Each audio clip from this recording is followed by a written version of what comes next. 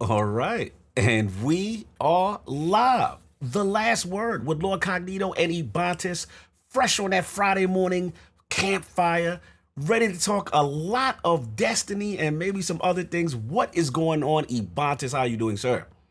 Man, it has been quite a week this morning. Mm-hmm. Has honestly been a little bit of a slow start. Just kind of Mm-hmm. getting the ball rolling, but this week has been interesting. So I actually Yes. beat two different games this week. Ooh, what you We beat? got a What you beat? preview stream.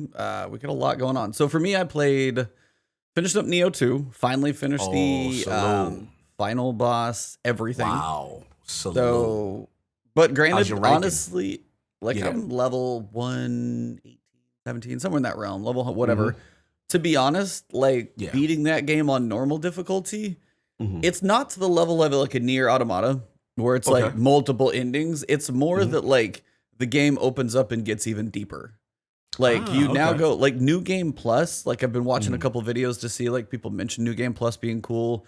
Like Mm-hmm. there's a whole crafting system in there, and then like kind of using soul cores and fusions and Mm-hmm. different things that doesn't Mm-hmm. even start until you beat it for the first time, or you may Oh as well wow. not.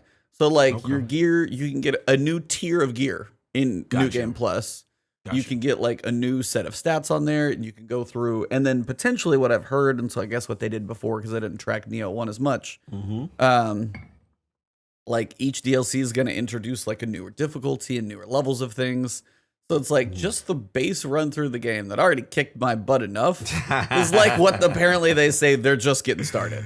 So Okay, okay, salute, man. I mean, so where would you rank as far as the difficulty comparison to like a Sekiro? Sekiro is so weird because it's like it's so Mm. much about the parrying. I mean, you Yeah, have to that's like true. parry, like you got to learn the You rhythm of the boss have in a to. different way. But it's like you got to Right. be up on the boss to actually knock him down. Because if you just Gotcha. like dodge the entire time and take swings, it's Mhm. so much of a longer fight than it should be. Okay. So it's a different combat style. I mean, Mhm. you got Bloodborne, which is like the one that broke me. Yeah. Honestly, I really hope, crossing my fingers, Bloodborne Mhm. comes to like PC or 60 frames or whatever. Like, there's a refresh for it There's, because I want to there's, play it again. I'm gonna Because say, or I'm gonna say without spoiling too much, I'm hearing strong inklings that your dream will come true. that, I mean, I've heard the same thing since I've been Mm-hmm. like kind of. So that seems like it's like okay, we got Mm-hmm. hopes of that one. Yeah. And I would definitely jump on it again because that was like my first Souls. Yeah, that's So your like I first. That's didn't your play baby. like Souls 1, I didn't play Demon, I didn't play Souls Mm-hmm. 2. I played Bloodborne, I've played Star Wars, I've played Sekiro, I've played Mm-hmm. Dark Souls 3. Mm-hmm. Uh Trying to think if there's anything else. Probably one or two others. A Neo Yeah. one. And the old one. It's up there though. Like from Neo 1 to Neo 2, it's a step Mhm. up across the board. Dope. Um Dope. just overall, like for me to put my words together in a review would take a little while. Yeah. And also seeing New Game Plus, I'm honestly just getting started. And the funny thing is, like, I went mostly into kind of a magic stat build because that's the one that helped the weapon I was using, which was the Switchglaive. It's kind of like a scythe, like a Grim Reaper scythe. And then I mostly just went for health. But there's like completely different builds of like like throwables, like ninja stars and stuff that you can like dive into on that Yeah. one. There There's we go. swords. There's like double hatchets, double swords, a giant Odachi like Woo. two-handed thing the size of me. Woo. There's like 7 different weapon types I didn't even play with. I played with one because I just focused on that. So I Oh, like, like I Destiny. feel like You were yeah, stuck with your dad bod. this is not a dad bod. Thank you. You had your Nothing dad in bod this. sword? There's no dad bodding in Neo 2. I'm gonna be honest. There's no dad bodding in there, so you better not say that. No, I mean, no, you so can go ahead and pick up the Switchglaive and see if it's a dad bod weapon. So we'll see how your progress through the game goes. I leave all those difficult, stressful games to you, man. Those are amazing to watch stream. I admit I do not have the mental stamina, nor do I have the patience anymore. But I will say this: let me shout out myself on. I'm a big turn-based guy. When we had Bife on, I know he's huge turn-based. He's an XCOM guy like me. So I picked up Gears Tactics on PC. I've been rocking that. I got that finished. Man, let me tell you, that game is difficult towards the end. That game pushes limits. Like for people who come from the Xbox universe, I would say XCOM 2 War of the Chosen is probably one of the hardest. This could rival it, but I will say this: the boss fights and the production value in this game are tremendous. And this is Unreal Engine 4. So I'm already hyped at what 4 is doing right now. We already seen 5 with the PlayStation 5 demo. So salute to Gears Tactics. My only nitpick would be they have side missions that are not really side missions. They're mandatory missions before you can advance the story. And those get a little repetitive. Yeah. But the game it's a prequel in the Gears of War universe with a legit story with Kate's pop. It's really, and I like him as a character. It's really good. So I got that done. I got Mortal Kombat Aftermath done. I'm getting a lot done when I don't play Destiny. I'm just noticing this. When I don't play Destiny, I am the most productive, hardcore gamer. So all the guys that always like clown me on gamerscore stuff, let it be known. Destiny is just that amazing that, you know what I'm saying, if I was to really focus and go after you guys, I could do it. So shout out to Randall Thorne, shout out to all the gamerscore people who usually give me crap because they always see me on Destiny. But yeah, it's been a fun little 2 weeks, you know what I'm saying, just to kind of refresh my batteries. I've been checking in, I've been looking at your Twitter. You know, you've been taking these illustrious photos that we have in the back. You know what I'm saying? We'll get to that in a minute, yeah. Yeah, so shout out to Nioh Mental. What did I think of the new XCOM? Yes, I have it. I tried it out. Chimera Squad. It's good. It's just different. I kind of look at it as a side story in the universe. I'm not saying it's bad. It's just that for whatever reason, Gears Tactics grabbed me first. So it's in my pecking order of like, it moved down a spot because Mortal Kombat, I'm a huge Mortal Kombat fan. I love the narrative, so I had to beat the DLC, which continues the story. Gears Tactics looked amazing. I had to get that done. So I say I will do... Probably if I could sneak in Chimera after Last of Us, I'm doing Last of Us right now, and try to sneak as much as I can before that comes, and then we'll see. That is definitely getting started on June 19th. Mm-hmm. That's why for me I didn't start Final Fantasy VII Remake, which is on my backlog for sure because that's so good. I've heard. But I don't want to rush that thing. I haven't played it before, so I really want to like take it all in and enjoy it. And I don't want to rush it. So. You're smart. Oh, shout out to you for playing Inside. Yes, that's what I was going to get to. So that was the other one. I played that in one night. Now, if you guys haven't heard of Inside or Limbo, some of you may have, some of you not. Play Dead, awesome studio. Limbo I played first, and I got it on like an iPad. And this is what this little game did on an iPad. I was in a middle seat on a flight home. About a 2.5 hour flight. And I start playing this thing on my iPad. It's kind of black and white, kind of grayscale. It's not too like Inside would have been a bit graphic for a plane. Get to that. Yeah.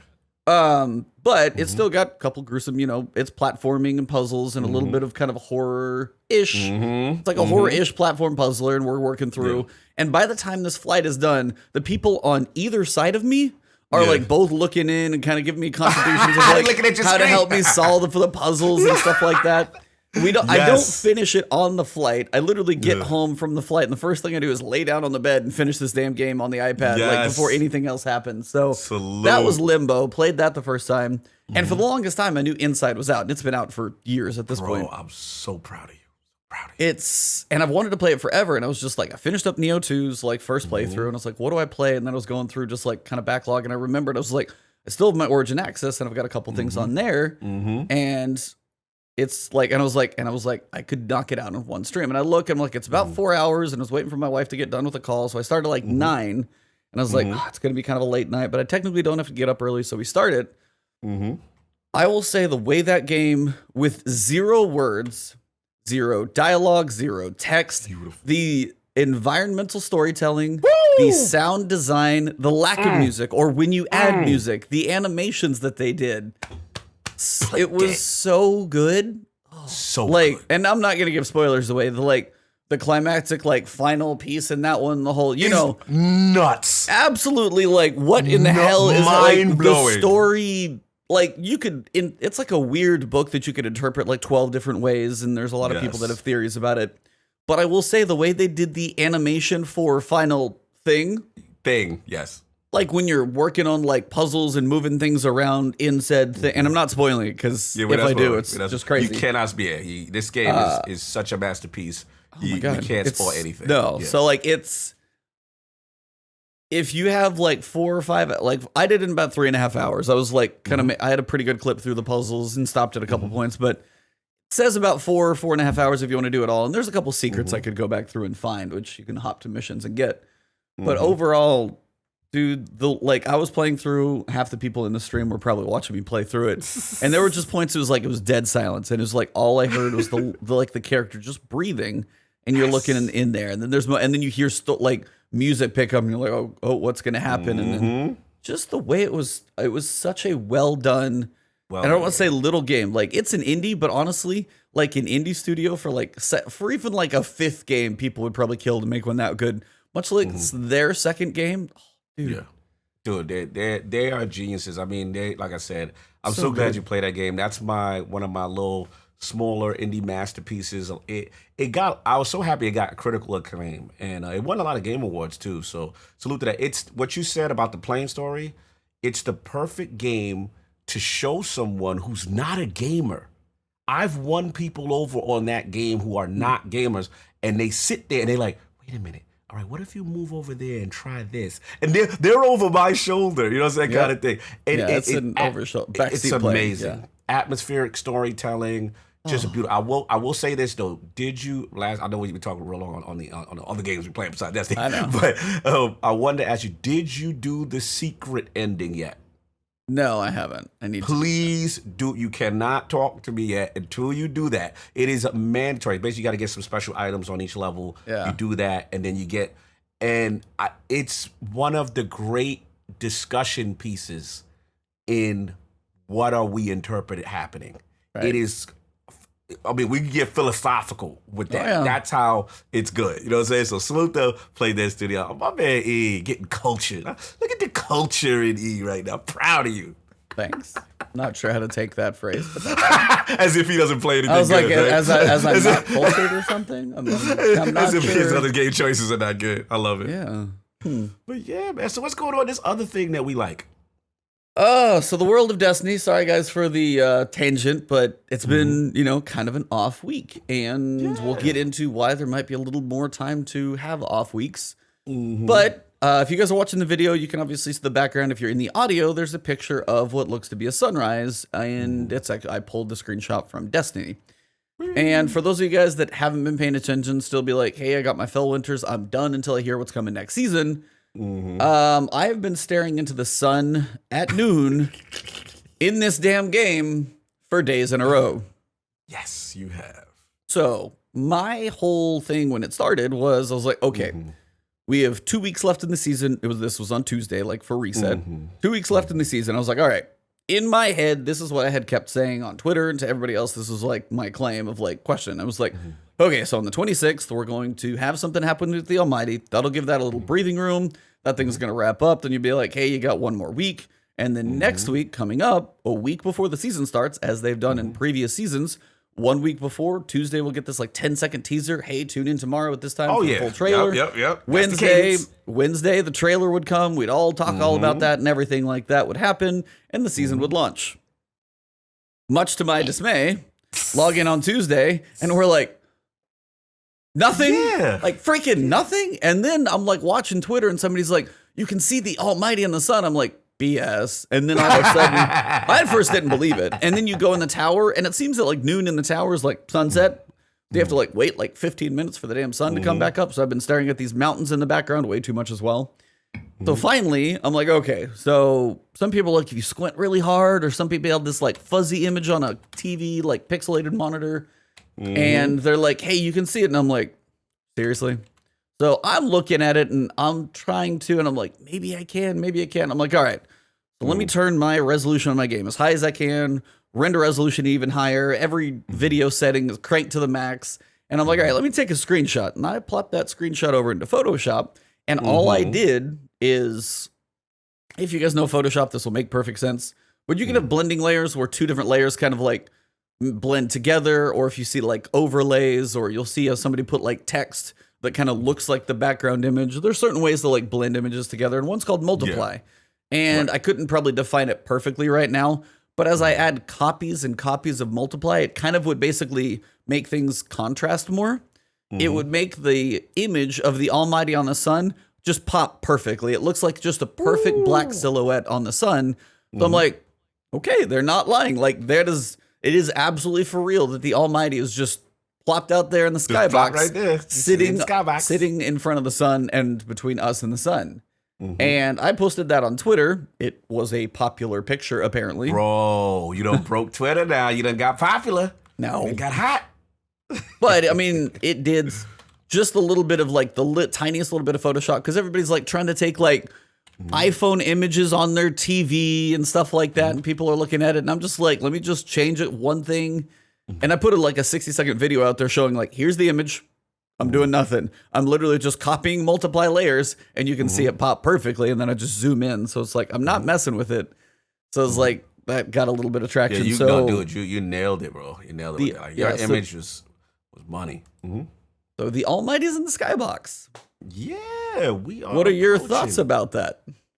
As it hasn't moved in 3 days. Yeah, it hasn't moved.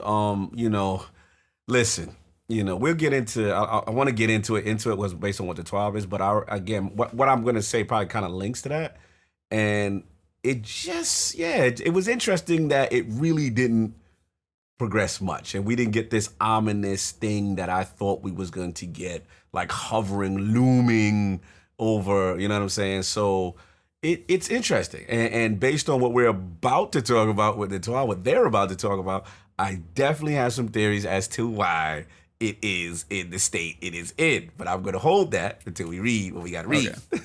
So, for basic astronomy math, we're back to this again, by the way.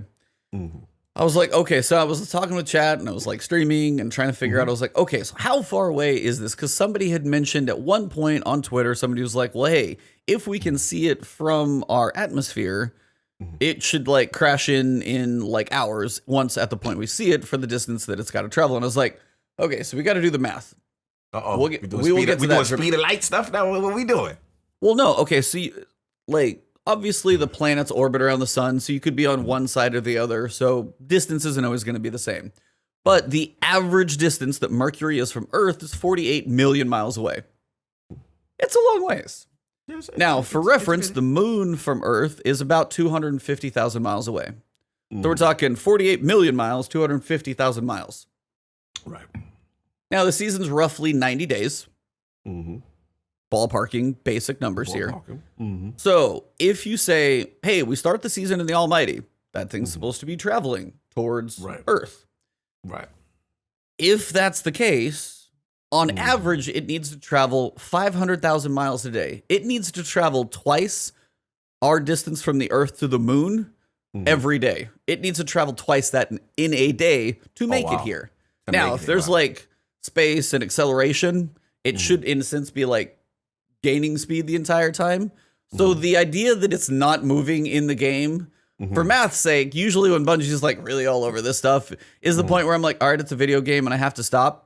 But if it's parked out there, it's not functioning as it should be, is all I'm saying. Listen, so let me I know that's nerdy nerdy ass math. No, but this is very adorable what you're doing right now. Very adorable. This is like you touching my heart with your passion for this lack of content that we have, that you are breaking this down to the subatomic. Like you are there. This is just, you are so... Oh, like you just warming my heart, brother. It is. We have gotten to this point where there is nothing going on in this game, where we are breaking this thing down. You got my man E. He's in his bag right now. Look at my man, right? He's doing his thing right now. He's why he's one of the best. But man, we need some content for you, E. We need some content for you, E, right now. But man, can't break this picture down any more better than this. This is why we talked about other games for like 15 minutes, by the way. That's why we had. I can only stare into the sun so long. Like, it is affecting us right now. It is affecting us as I am apparently creators. going crazy looking at the sun for too long. It has actually damaged my eyeballs and my brain, and I am crazy. No, like... Usually, like, I give Bungie credit because typically they have, like, you know, cool things. They always make sure Titan. They've got, like, Eris Morn, and there's literally a Centaur, which is, like, an object out in our solar system called Eris. And it's like, they have all of these things that they reference very well. And then I'm sitting there looking at a Almighty, which didn't move over the course of the 3 days. And the main reason is, if it did start, like, showing up on Tuesday this week, I honestly think even if it didn't, like, travel by math, because by math, like, if we saw it, like, at the sun, it probably should have crashed into Earth, like, 12 hours later. Absolutely. But if it did at least just like get bigger every day, Yeah, I think that that would have dope. been Yeah, cool. that'd been Like dope. over the course of the week, this thing's like, starting to get pretty substantial. And then on Tuesday, everything hits, maybe, we'll see. We'll talk about that. But I would love to have seen it just change in size. Everybody's like, this is bad. It's and just I'd love it to get in there. Because like looking at the sun and seeing the damn thing the same size every day is like, I want an update on this thing because it should not be floating out there. You know what should have happened? Something similar to what was it? What was the wax season? They did something good though in the wax Drifter season. No. What was Shadow Keeps accompanying? Oh, Season of the Undying. Undying. Yeah. Remember when they were building the structure for the what was it? The gate, the warp gate in the tower. Yeah. Yep. Like remember each day we were like, oh okay, like that, like something mimicking that in reference to this thing coming, and that would have been really cool and acceptable and stuff like that. And I mean that it is surprising, and I can't. I want to say what I want to say, but I can't say it without respectfully. We haven't gotten to the TWAB yet, but it is definitely disappointing as to why that hasn't happened. But shout out to Prescott. Yeah, construction was weekly. You know what I'm saying? But again, we know this thing has been like put it this way, they've been treating the Doritos with the energy that the Almighty technically should also have. Yeah. Right? When we log in, we like, oh, Rasputin, here come the Doritos. Oh man, they're here. They're imposing. Like, really, if you look at it, this season's content, the main theme, really hasn't been stressed outside of us building the towers. Right? When you come into the planet, you see the towers get higher. Yeah. Okay, he's getting that full strength. But the Almighty, like, even if we would have had like a little cinematic or dun dun dun dun, like a shark, dun dun dun dun dun, just like halfway through the season, just like it's flying, like where is it in relation to Venus or something? Just like have it go, just something out there, and be like something. Just like a little thing as a reminder. By the way, this thing's still going. Like, it's still here. It's been the weirdest season for them to be like, day one, Almighty, Zavala, all this stuff. Yeah. Nothing. Like nothing. Till like week 11. There almost feels like they got their threats mixed. You know what I'm saying? The threats got twisted. Like the season told us the threat was this, but then we see it's this, and we forgot about Almighty already. And that's 5 weeks in, the Almighty was like, who cares? Yeah, now Almighty's upset now. I'm like, look, you were so worried about the ships. I'm going to take my time. You'll get me and your son pick when I'm good and ready to get you. You got your Guardian games to celebrate through. You got to go do this quest that's going to be bugged. You got public events to do. You got stuff to do, man. Absolutely, man. So, staring into the sun will probably continue. I don't know if it matters, but daily reset, I tend to be around my computer, so we will see. Sounds good. Hopefully we get something, man. We need something. But we'll get into the TWAB, but it has been a very, like, when you think back on this season, like if I did a video, because like Dado's done them too, and it's like, I'm honestly like, a review on this season would be, for one, a pretty rough account, first off. But on the other side, like, somebody was like, what content did we get in PvE stuff? And somebody's like, no, like, for PvE content that we actually, like, got, we're like, we have a public event in the same space. We have lost sectors in the same space. We had bunker clearouts, which are like baby lost sectors, but like we haven't got like a sundial activity. We haven't had anything for like 6 months. Like we haven't seen a new activity in about 6 months, and that's weird. Yeah. No, I mean that's. No, I was like, and that's why when people are like going to rate Season of the War, they'd be like, "Where's it rate?" And people are like, "The bottom." Of whatever list you're going to put it on, the bottom. It's just funny because of the name of this season. I think it's the irony of the name of this season. That didn't help it. Did not help. But yeah, man, it is really. Even when I try to be like, okay, there's got to be something, right? And even when I did Fell Winters, which thank you, I don't have to get abused by you anymore. I have. But even now, I was like, okay, cool. But did you like the lore story that you got? Yes. I like the lore. Are we full spoiler free? Oh yeah, no, we are. Last week we bit our tongues off last week. Shout out to Teddy. Teddy was awesome. You know, shout out to you. You guys are awesome and not spoiling that. Like you guys, it was really good. I love the deception. I love, the tyrant. His Rasputin is kind of messed up, man.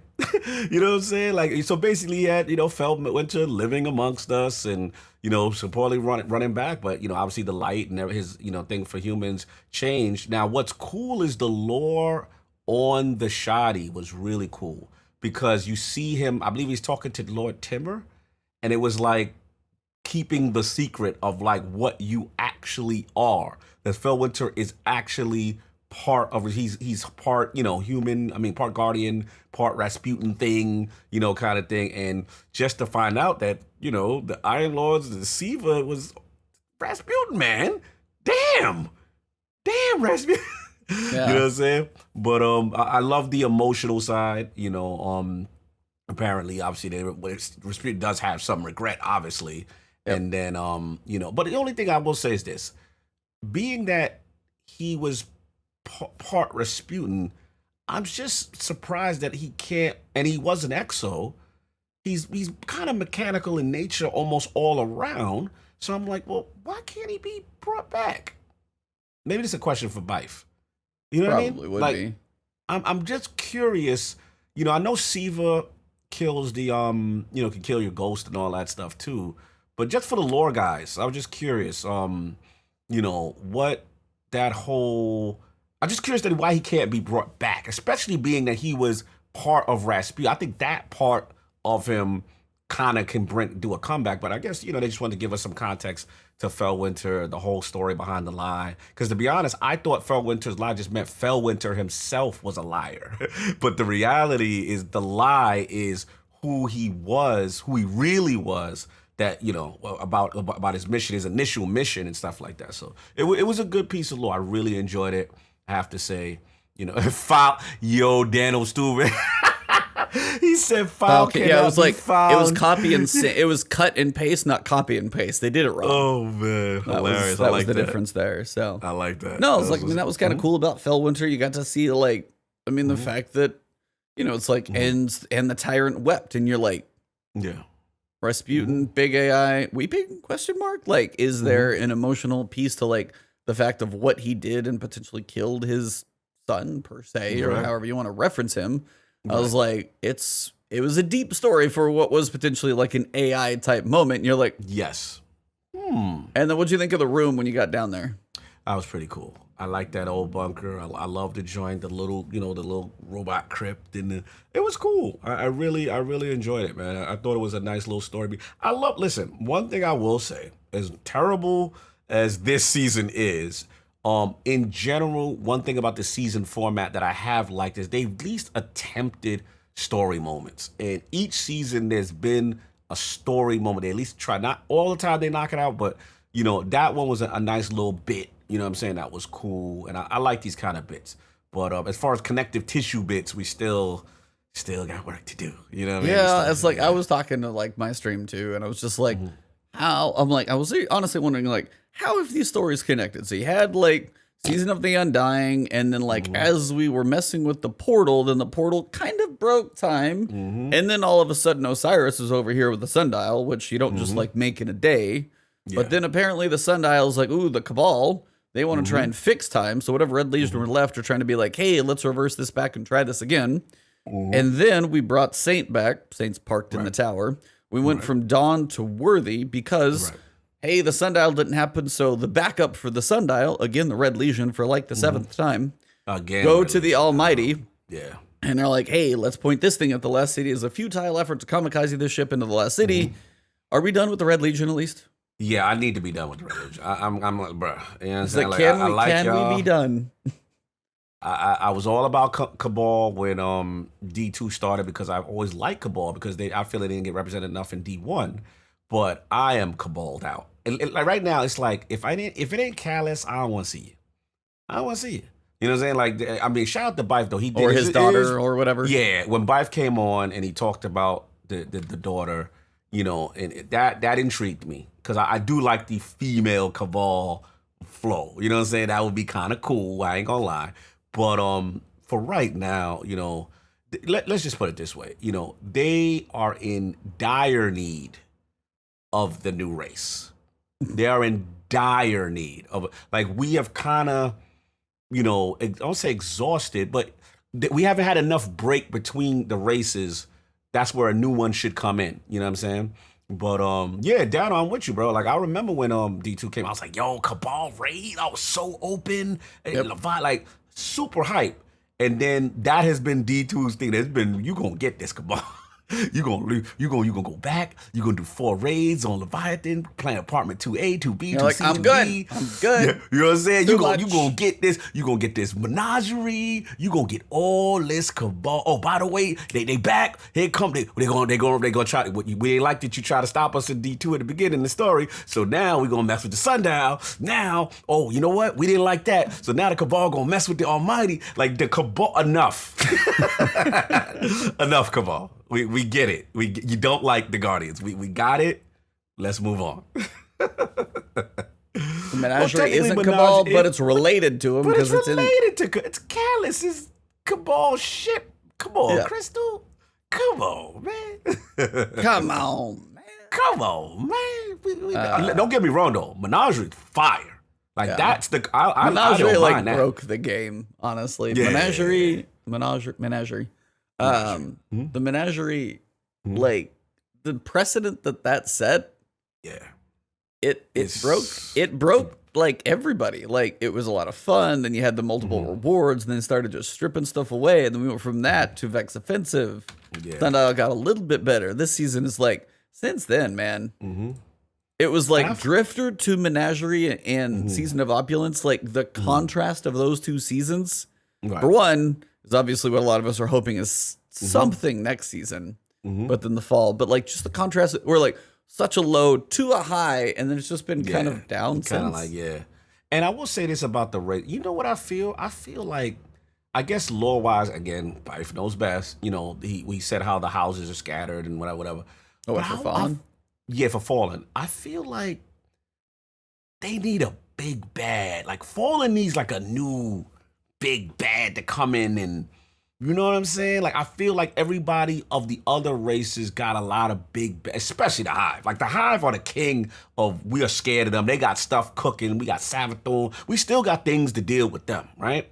But it's like, I feel like the Fallen, besides, because even Scourge of the Past, you know, that raid, you know, the boss, you know, the Metal Gear boss, you know, I just don't feel like I've really connected with even one of my favorite raids, which is Wrath of the Machine. Axis didn't have a personality he was dope, but he wasn't built up. You're like, he wasn't, you know what I'm saying? Like, there was the story build, right? Yeah, the Fallen have Fallen. Like, they need like a true Oryxy guy that's like, look, I'm gonna bring these houses together. But they really don't. Like, they're not going, they're all separated, these little houses. They're like they're the scavengers of the universe. They're not powerful like the Cabal, the war enemies. They're trying to survive. But they're scattered. You're right. I just feel like they almost need a Dominus Gaul arc, in the sense of Dominus Gaul wants to know why we were chosen, right? The Fallen had the light before us, right? And they got rejected now by the Traveler for whatever reason, right? So I feel like they need a Dominus Gaul to be like, why did you choose? You know what I'm saying? Like, they need you can't repeat the same Fallen story, though. Like, honestly, the better, like, what I see with the Fallen, potentially, as I think, Bife, like, if Mithrax comes in and somehow plays in for them to be an ally. Right.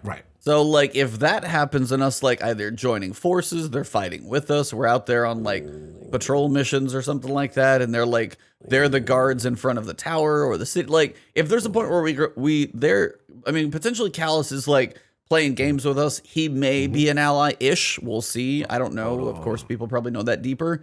But, like, potentially Fallen would be one of those, especially on our scale. They don't have, like, the big towering crazy Vex, like, you know, history longer than us. Like, the Fallen are more on our level. So it's like, for us to work with them at some point, if there can be this, like, somewhat, you know, glue between. Hold on, though. Crystal's on it, though. A new friend has arrived. Varix would be awesome. What? Judgment. Who would want to hear that Prisoner of the Voice in a but raid? I think he's too much of a coward. Who wouldn't hear a something like Varix that. raid? You would love that. You would love it. Judgment. A new friend has arrived. What? I love me some Varix, man. Just to hear his voice in Prison of Elders, oh, I can listen to that all day. That would be kind of fire. Is that your ASMR? I'm going for it. Listen, man. Yeah, he's got some stories, man. Yeah, man. He said, "What did Destiny just post on Twitter?" Uh-oh. Epart says something. Should we check Twitter? Yeah, hold on. Did they do something? Do we have some more to talk about? Oh, hold on. There's an audio clip. It looks like. Uh-oh. We got audio. Destiny game. Let's see. I'm gonna try. I'm gonna try it myself too. Excuse me. This is live, y'all. Live broadcasting. We get this. 2 minutes. Yeah, they just posted something. It's going crazy. Can you hear it? Can you not talk? Sorry.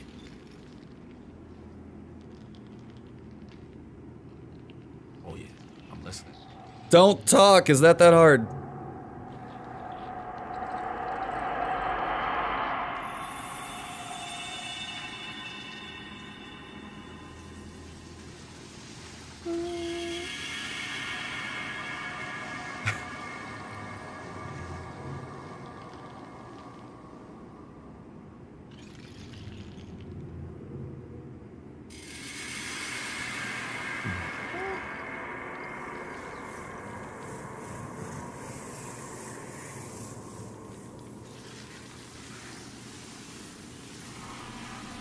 Bro, that was nothing. I'm sorry that I'm mad that I'm talking. There was nothing to hear. I was like, can you not talk for 1 minute and 13 seconds? That's all I'm asking. Bro, it was so low. There's nothing to hear. Like, I was just like, am I missing? I thought something was wrong with my audio. I'm like, can he hear something that I'm not hearing? Because I just heard. That's all it is. I was waiting to see if something happened. It's just like kind of slow, faint, like little mechanical noises and clicking, and it's kind of just like kind of like almost. This is where we at right now, y'all. Prescott just put it in Twitter if you guys are or just put the link in there, guys, if you want to know. All right, yeah. Shout out to WD. All right, listen. This is They said watch their damn. They said watch their damn Twitter, so they apparently meant it. Bruh, that was not. What the hell is that? What was that? No. That was. I mean, what was that? Again, like this is okay. So perfect timing, Bungie. Thanks for dropping a bomb. Thanks for dropping us it. at 8:57 in the morning. Salute. So we got it this week at Bungie. Yeah, speaking of ASMR. Mm-hmm. Audio look. Oh, somebody's like the audio. Does it look like a pyramid? Pyramid shape. Yeah, the pyramid shape in the audio graph, but it's a pyramid image in there. Okay. No, are you looking at it right now? But I didn't see an image. I just heard audio weapon. Do you see, okay, so it's a video. Okay. And it shows what would be like kind of an audio, linear bar graph of what it looks like. But there's a big kind of angular looking triangle in the middle of that thing. I had no image on my screen. I literally had a black screen with just audio and creepy sound. That's all I had. So there's a little image in the background. So try and go back to it or refresh it or something like that. All right, maybe. Oh, I got to blow it up.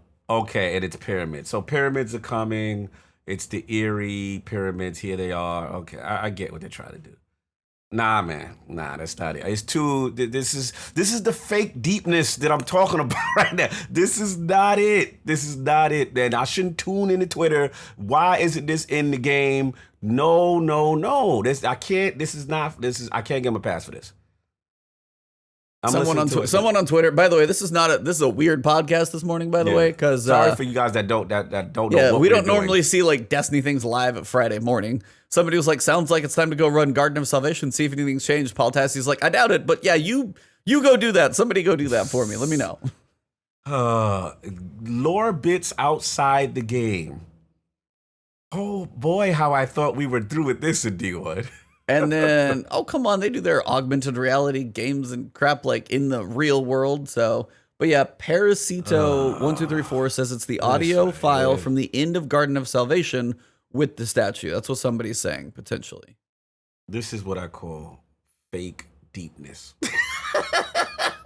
This is the epitome of fake deepness, of overthinking stuff that, this is not it. This season got to end. This season got to end. This is the type of content I don't want to see. Oh, God.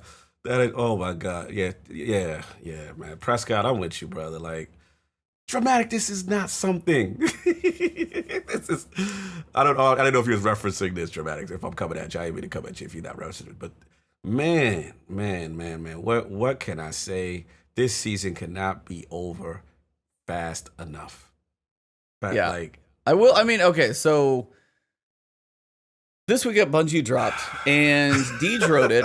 So what I want to do is read this to you guys, and then we're gonna talk because I've seen opinions, thoughts of what this could imply, and I don't have a better way to phrase this stuff because Deej is the master of saying words and yet telling you nothing. And I mean that respectfully, because if he's in a PR state and people are like, what about this? He's like, well, let me tell you these 20 things that don't answer your question. He's awesome at that, which is amazing to watch. But he took over the TWAB this week, and he said, this week at Bungie, we look to the sky. Ever since the season began, the Almighty has been hurling through space on its collision course with Earth, which we forgot about, most of us, until it got reminded. The Cabal are not known for their graceful defeats. Every day we spend preparing our long-lost Seraph to mount a response that derelict destroyer rockets ever closer to our home, spelling certain doom for the city. Rasputin is at full power, which I have a question about that we'll come back to first. We're as ready as we'll ever be. Again, you think you guys know where I'm going. Now eclipsing our own sun is a stark reminder that a great threat approaches. Eyes up. Okay, we'll do this in pieces. Rasputin is at full power. We're as ready as we'll ever be. Why has it not been blasted out of the sky? Why have we not fired on that ship yet? Why have we not fired? Yeah, that's a good point. That's my first question. Valid. Yeah. Somebody's like, is it a butt dial from the pyramid? Somebody, the pyramid butt dialed us. Yes. We was. Oh my God. Anyway, but like that, the line that it says he's at full power. We did the 9 million. We did the Fellwinter thing. He's ready. I can see it. That means we have satellites. We shot up from Earth. We shot up from the moon. By the way, this is another weird question. The Earth and the moon. Yes. Okay.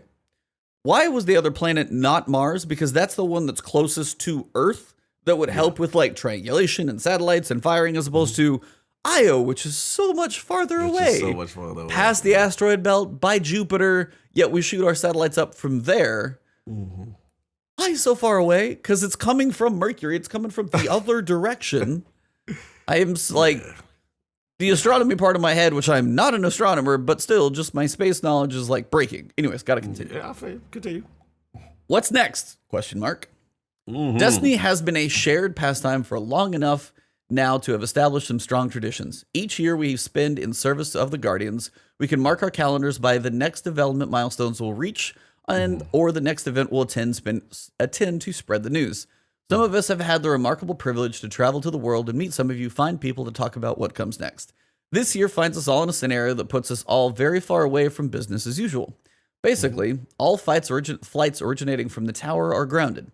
Development of Destiny 2 continues, only we're working from the safety of our homes. We have exciting news to share with you about our plans, but it won't happen at some fancy convention under hot lights. Instead, we'll use the internet. If you are familiar with the rituals and cycles that mark a year in the life of a Guardian, you must be curious as to when we'll begin a conversation about what is next. We can't put a date on that just yet, but we will very soon. That's a promise. We know you're hungry for the news, and we're just as eager to deliver it. Keep your eyes trained on Bungie's Twitter for updates. Obviously, this morning, prime freaking example. Whatever it means, nobody knows, but we're trained on it now. We'll stream our announcements in the usual places. You'll learn about the new season of Destiny 2 at the same time that we'll talk about the next chapter in this story that has been unfolding all year long. And I want to read that again because that's an important line. You'll learn about the next season of Destiny 2 at the same time that we talk about the next chapter in this story that has been unfolding all year long. Mm-hmm. Final piece, deep diving. Now, it's Justin Truman, one of the production directors. He said, in recent editions of This Week at Bungie, cue from directors in the community on what we should talk about. Our attention has been focused on your feedback. Our words are pointed towards what we plan to do to bring the game into alignment with what you've been talking about. They do a recap of the things that they've mentioned in previous TWABs, like 423, security, cheaters, what we're doing about them. 430, seasons in year 4, reducing FOMO, improving bounties. 5.7, rewards, the Eververse, transmog. 5.14, max levels, or max power level, season 7, redacted engram. Reload perks in the ever-confusing world loot pool. All of that has been covered in the previous 5 weeks. We covered a lot of ground, and while we are going to continue to provide updates each week to topics you care about, we want to shift our focus in the coming weeks. Yes. We've said a lot about changes coming in year 4, but we haven't talked about how year 4 begins. Yeah. Very soon, we'll do just that. I kicked off this series of deep dives with some promises, but I want to end the series on a more personal note. Being unable to go to the office, trying to figure out how to keep building the game we love from our laptops and our couches has me thinking a lot about commitment. Video game development is messy. Evolving Destiny 2 in an open, transparent way involves showing and shipping plenty of missteps along with the improvements.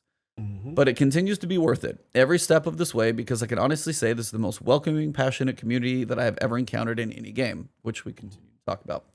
And the final important lines coming up. We're committed to this game, to staying transparent about our plans, and to this relationship we have with our community. The reason we started on this journey 10 years ago haven't changed. We're committed to building a world anyone can be a part of, where everyone can feel powerful, and where you might reconnect with old friends and make some new ones. So we look forward to continuing this conversation and continuing to evolve Destiny together. And in 12 days, we can't wait to show you more of what we've been working on. Stay safe out there, Guardians. And the rest is just patch notes and Twitch Prime and all that stuff. So that's the big old cryptic TWAB of all TWABs. Yes, very, very cryptic. All right, I talked for a while. You go. Yeah, listen, when I got this one, obviously me and you, messaged offline, just say, what was our feeling, right? What were we feeling when we read this? And, to me, this is what I gathered out of it. The first word that came to my mind was cryptic, right? We are kind of talking about what's going on in the world. We're talking about how that's affected the studio, all valid. We're talking about all the things that we've told you with these kind of mini director cuts and Destiny team guys on each level of the game. Great stuff, great, for the most part, transparency stuff, minus the world loot pool. I think it's the only one we had a little question, like, okay, this one didn't make sense a little bit. We need more clarity. But for the most part, all this has been great. And like you said, as we started the show, E, we are in a cadence. This is a tradition for us, right? The 2 weeks before the season ends, there is a cadence that we are, as Destiny fans, we are used to, right? The first week is either, hey, tune into the stream, tune into the whatever, we're going to talk about this. Or, hey, tune in next week because this game-changing event is going to happen and lead us into boom, and we're going to talk about it. So there's no hard and fast date. There's no hard and fast date as to when season of the whatever it is that's going to be better than the Worthy. I'm going to give that. I'm going to put that out there. Whatever it is, it's going to be better than the Worthy. That bar's that high, but it's going to be better. That's what I'm rolling with. You know what I'm saying? So to me, we all know the pyramids are coming. We don't know how soon. We figure this is the precursor to September, which Luke Smith affectionately says we are not prepared. So ultimately, it's got to be at least at minimum an appetizer, right? So when I read this, and shout out, what's homeboy's name? Is this Justin? Justin Truman? Justin Truman, when I read this from Justin, the vibe I get, I'm gonna bring it back to you because I got a question. The vibe I got is that this is a fluid situation. I don't get the sense of the typical hard and fast date. This is when it's happening. It's like, hey, we're going to tell you soon. We're on the cusp soon. Now, again, I don't know, in their defense, I'm not trying to rip them. This could be, got the pandemic, right? This could be the pandemic situation being fluid. They can't go into the office and stuff like that. And instead of saying, hey, let's not, maybe this is them saying to themselves, hey, let's not promise them that it's going to be that Tuesday that we normally would say, and give us some rope, give us some leeway, just in case we need a little bit more development time. And let's be real, they've had a lot of bugs, they've had a lot of issues. The Quest thing got pushed back. Maybe some things internally, I could be looking too more deep into this, but maybe some things internally that they don't want to tell us just yet is saying, hey, we may not give ourselves a little bit of wiggle. My only counter to that is they literally say in 12 days we can't show you what we've been working on. So I don't feel like the season timing is going to change. I get that, but it's just way too cryptic.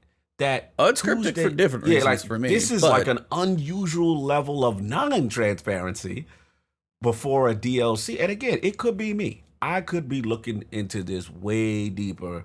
I don't know. Just we even get the name. Usually they'll be like, yo, and we'll talk about it. We're like, oh, this one is called Season of Opulence. Like, oh, okay. And then we be theorizing. At least they give us the name. They ain't giving us nothing. So it is it's interesting. And the last point I will say is this. I got a question for you. Remember how they said that the way they develop season and content is 2 at a time, right? Where is Worthy is Worthy number 2 in relationship to season of? It's probably been in the works for a while. Yeah. Okay, like so is it Worthy and then this next season coming up that we worked on together, or was it Worthy and the season prior? I never would say like it's probably specific that they do 2 at a time. I would say they're probably working. I think they're working 2 in advance. Like they're probably working on Worthy, like being 3 months away. They were working on that during and potentially 6 months out. And I think they always had a potentially, so they were covering 2 months of content. So they had that skip. It's not like these 2 are developed in succession and then there's a hard and fast line. It's the next one. Okay. It was my understanding. It was like while 9 and 10 are being worked on, and then as 9 finished, like there's that progression is like as 9 is out, 10 and 11 are being worked on, and then 10 comes out, 11 and 12 are being worked on. So it's like that progression is always like they're working at the same time as that runs. So when what they learned from 9, they couldn't implement until say 6 months down the road. That was the way I interpreted that. Okay, no, I think you may be right. And again, I'm just trying to. This could be Cognito overanalyzing, but it just was very cryptic to me. And the last point I want to make, and I never got a chance to talk to you about this, and actually I haven't even talked about it on High Low Podcast, and I'm dying to, which is they spoke to Phil Spencer recently just about how the pandemic affects development, right? You know what blew my mind, E? That you can get most stuff done from home, right? Yep. But if you're making a new game or new content, the hardest thing they said is mocap and music, orchestra. Because all those things require you to be in. Mocap requires the dots and all of that to come in. You know what I'm saying? Orchestra require it's almost, I wouldn't say impossible, but each individual thing has to be synced and cut, and you know what I'm saying, and then merged into it. There's a lot of components to it. So I actually am concerned for development in the future. I don't know how far ahead they were before the pandemic and how prepared they were. I don't know what maybe this affects D3. Maybe this doesn't affect, D3, but the later season of D2, you know what I'm saying? Like 2021's version of Destiny D2, maybe it affects that. But I'm very curious because we even saw, shout out to Lance, remember we saw Lance Reddick in the closet with the mock setup. Like they're having to get creative. So what I'm trying to say is this. I'm actually giving them benefit of the doubt. We don't know how much development has really affected them because some studios in gaming are prepared and were prepared and had the tools, maybe things are already in place and done, and then other studios may be scrambling. And I'm hearing expect a lot of delays. Now, I'm just talking about in terms of Bungie. I'm just talking about in terms of the games industry as a whole. Oh, I expect a lot of things. Especially these new games that's in development, bro. You need mocap. You need to come in. You need orchestra. You know what I'm saying? A lot of this stuff can't be done. So we're in a very weird time, and I think the vibe I got from Justin was he didn't say like it wasn't coming out. You're right. We said 12 days, but he stressed video game development being messy. You know, he said, "Hey, we're working from home. You know, the laptops." He's telling us as a studio the things they're having to endure. So we have to pay attention to those little tea leaves. I feel, but I'm done ranting. I just want to know what your feeling is. What did you get out of it in general? Cryptic word. I was like, it was on the tip of my tongue for a while, and then I finally was like, put a finger on the word. I was like, yeah, that's the right way for me to phrase it. I mean, I said it earlier in the podcast. I was like, typical cadence is like you had Season of the Undying. 3 weeks before the Undying Mind is here, then we got to kill him for a while and do that type of stuff. Okay, so we kill him enough, of course, you know, just they say, hey, you killed enough millions of copies. We've completely killed it on all timelines. We did our thing, and that prompted the next season. But we got the final activity, and then they, like, you know, did the little shoestring bow tie and barely put the seasons together. Right. Go into Season of Dawn. Okay, so you have, like, your cinematic on Season of Dawn. We have Saint 14 come in. We have Osiris and the Sundial doing his thing, trying to protect the Sundial. And then we get the Heroic because we have Inotam, and he's like this kind of cooler version. We have that stuff going on. We have the end of the season cinematic, which I can't remember. When did that one with Osiris drop? Ooh, that was like around this cadence. It was almost like a 2 week before because it wasn't like end of season. Last day or something. It wasn't last day. It was like a 2 week end of season. That's why we were like, yo, we figured we were gonna get something this week with Almighty and stuff. Because is this week like how many more weeks after? Because it's not next week. We have 12 days, so we have a week.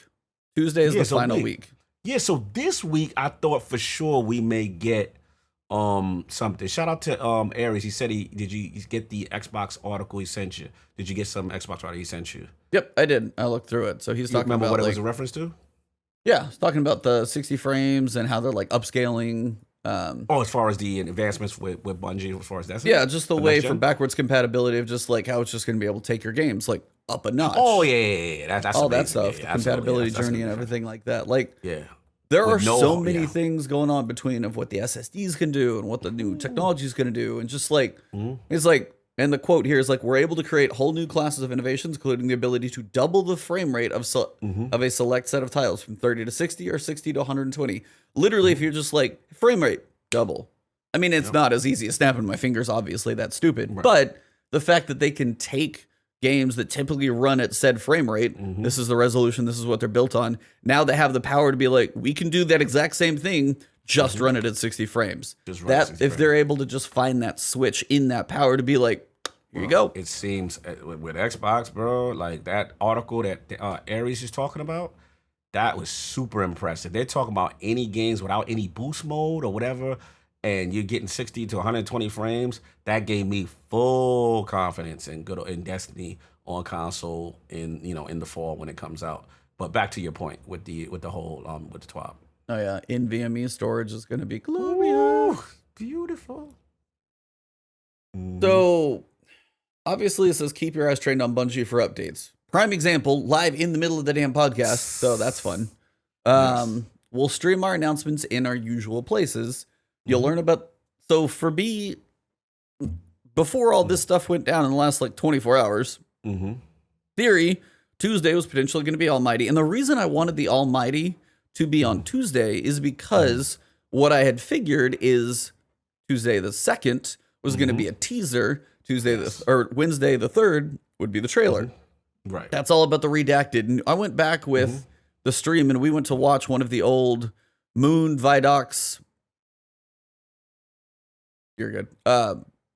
Went back and got one of the Moon Vidocs and literally listened to that. And they talked about the difference between multiple seasons, like season 9, things will start going. Season 10, it's building. And season 10 is going to be like something we've never done before.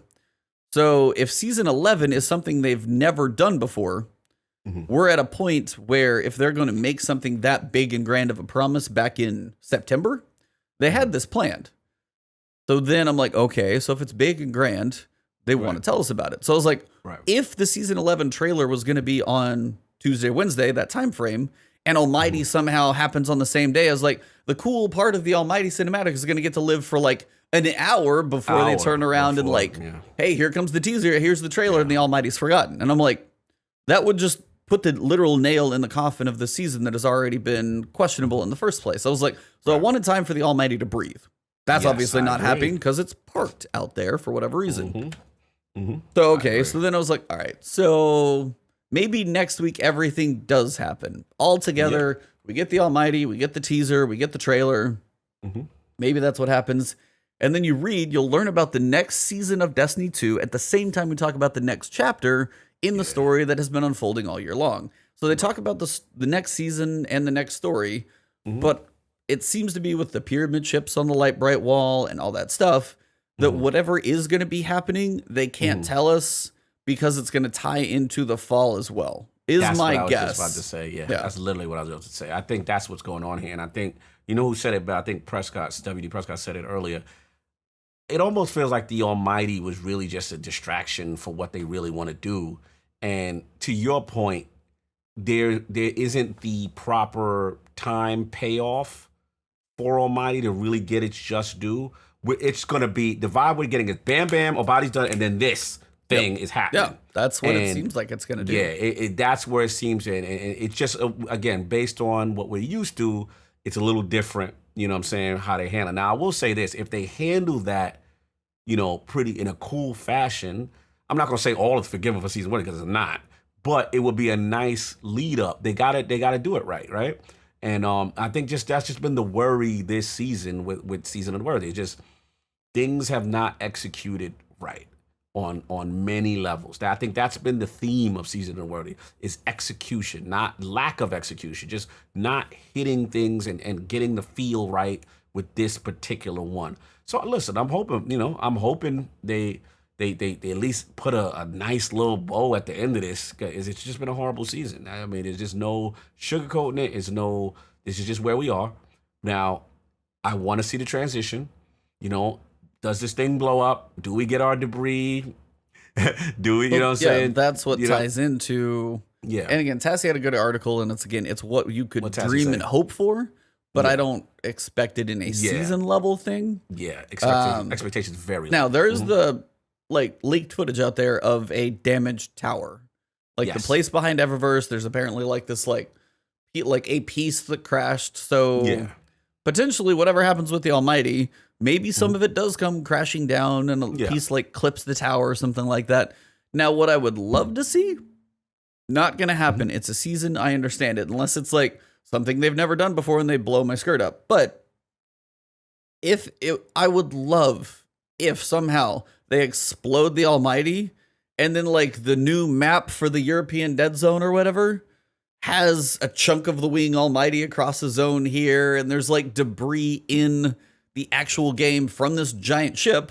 And then somebody, I think in my Twitch chat said yesterday, well, then the Fallen's trying to get on the Almighty ship and trying to steal technology, and we're fighting with them, and then maybe Siva and stuff. But I would love to see them actually start to change the world, because I honestly, mainly in saying that, it's been 3 years of the same European Dead Zone.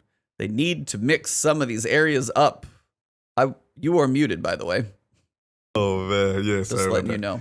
Thanks. Yeah, I'm with you, man. I'm with you. I mean, shout out to who's in the chat. I just think it's wishful thinking. Oh, I'm not saying it's not. It's believe me, that the scale of seasons, it's a $10 season. I'm not setting my expectations that high. I wish that stuff would happen. I don't expect it at all. I feel you. You got the right mindset. I have so little faith in the Season of the Worthy. I am so done with this season. It just needs to be. It's a nightmare that needs to be over, man. I'm done. I'm the same way. It's it cannot get here soon enough because it's killing me that we have to wait. Now, my other theory of this entire thing, nothing happens on Tuesday. This takes this takes them doing it perfect. And this is, again, I don't even know how they could orchestrate the timing of all this stuff. So this is dumb, crazy theory of Ebontis right now. So here we go. Let's break it. Here we go. Tuesday, nothing, but the ship does get bigger out there. So they're showing like progression of the Almighty. Somehow on the 9th, this would be like the dream setting, by the way. So not holding breath. Go for it. If you're standing in the tower, here we go. you get to see the skybox with like an explosion of the Almighty getting blown away. If you're in the tower on like June 9th at like, try like 9 a.m. or something, enough time for them to shut down the servers. If that happens, it explodes, lights kind of flare, you get kicked out of the game, they close the servers down, and that's when they go live with their Twitch stream explaining next season. You asking a lot. I know. And again, this is like beyond dream setting of earlier of them like actually changing up the EDZ. Context. So, but yeah, they kick everybody out because they got to do a patch. Then they're like, hey, catch us live in like 15 minutes. We're going to be live talking about the next season and the fall and all of that type of stuff. Now, that takes a hell of a timing, execution, servers, hit the switch, go live on, like all that stuff happening at the same time. Seems crazy. Vagabondo says, stop staring at the sun. I am dead. But see what they got my man doing? Look, this is what Season of Worthy got my man doing right now, man. Look how creative he is. He's just coming up. He's cooking up the great ideas right now. So the main reason I'm wondering is, for one, they say we'll talk about the next chapter, which could just be the story narrative, but also the season. So they could just be talking about season 11. But as we talk about season 11, they keep mentioning year 4. They're like, we haven't told you how year 4 begins. We're going to do that soon. Yeah. Now, my question is, does season 11 like spoil year 4? Is season 11 have enough? Because it's going to connect potentially. Yeah. So does that spoil what's coming? And this is like the season 11 reveal is also the year 4 like initial information push. Like, do you think those could be that connected? Or is it season 9, they do the season thing, or June 9th, they do whatever the season thing, or maybe the week before, either way. And then maybe a week or two later, once we've seen the season, hey, this is the fall expansion. Sometime in June, we're getting the fall expansion. My question is it June 9th, which is even still a little late for them usually, versus like E3 would have been this coming next week. Yeah, because I've been flying. I was technically flying out to E3 next week. Yeah, that's when I was. So if they were going to do an E3 push, it was like first week of June. Right. The season launches in the second week of June already, so it's a little later than before. If you get later in June and stuff, things start to more and more stuff. Yeah. Like it feels like it would be this coming week, and they state, and in 12, and the only date they give in 12 days, we can't wait to show you more of what we've been working on. It's like if we don't see anything for 12 days, I'm going to lose my freaking mind. Actually, I'm pretty sure I already have by all the comments in chat. But I think I'm putting it together now. I think I got it. This is E3 time, right? So I think the issue here with the crypticness, I just got it. It's literally, remember, they have already been revealed to be on Jeff Keighley's Summer Game Fest. Yeah. They are part of that. The only reason they were there, and I believe they did that with Shadowkeep. So I have lost my man. Shout out to E. He's adorable. I know. What I was gonna say, the thing is, he's so creative. But the thing is, like, they always use that to be a precursor. That's their. Remember, the most eyes are on you. You want to hype up that next thing that's coming. So I think that's the stage where we're really gonna get. I think we may get a double dose as far as this week, the week coming. Finish off in game Almighty. Right, we finish that off, finish the season. We get into whatever this season is that probably will be a precursor. And then June, what is it, the 12th or whatever that date is, they're going to be there. We're going to get a big chunk. And I think they're going to do, I'm putting it together now. I think this is the Cognito prediction, tenfold. Got my CB Gray on. Your turn. Yeah, I got my CB Gray on. All right, so what I think is, remember how Shadowkeep, we got the content drop, but we got the big announcement. cross save. Remember? That was huge at the time. That blew the, and we got free to play, right? It was like boom, boom, explosion, Shadowkeep, here we go.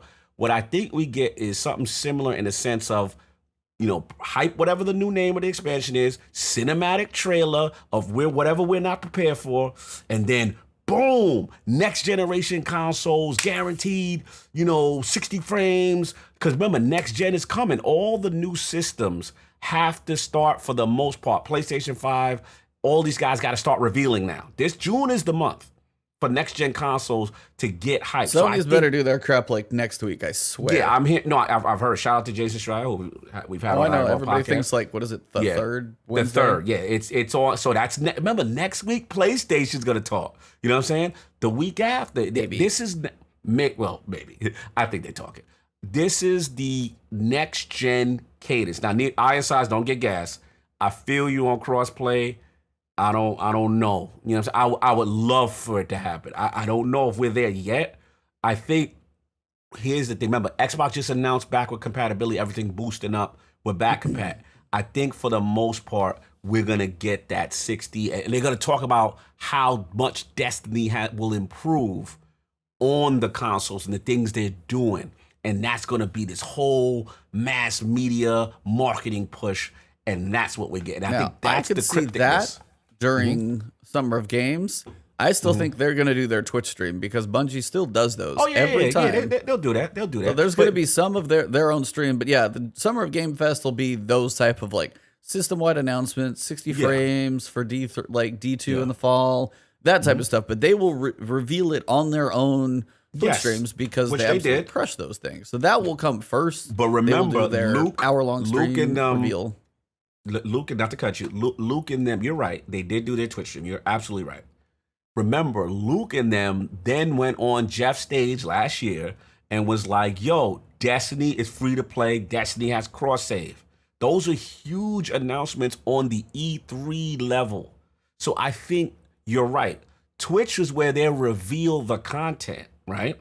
Yeah. You may get a, you may get a trailer, all that stuff. But I think whatever system-wise or back-end wise for the next gen, we're gonna get on that Jeff Keighley stage. They've got that relationship, bro. They've got that. I think they continue that. So we'll see. We'll see. This is gonna be. I think we'll get a nice answer to a lot of this cryptic trout stuff. You know what I'm saying? Because they can't say anything. Yeah. No, go ahead. Finish. No, that's it. No, I was going to say, so, wagers. Do you give me a date for... Oh. Give me a date for Almighty and give me a date for next season trailer. Not teaser, trailer.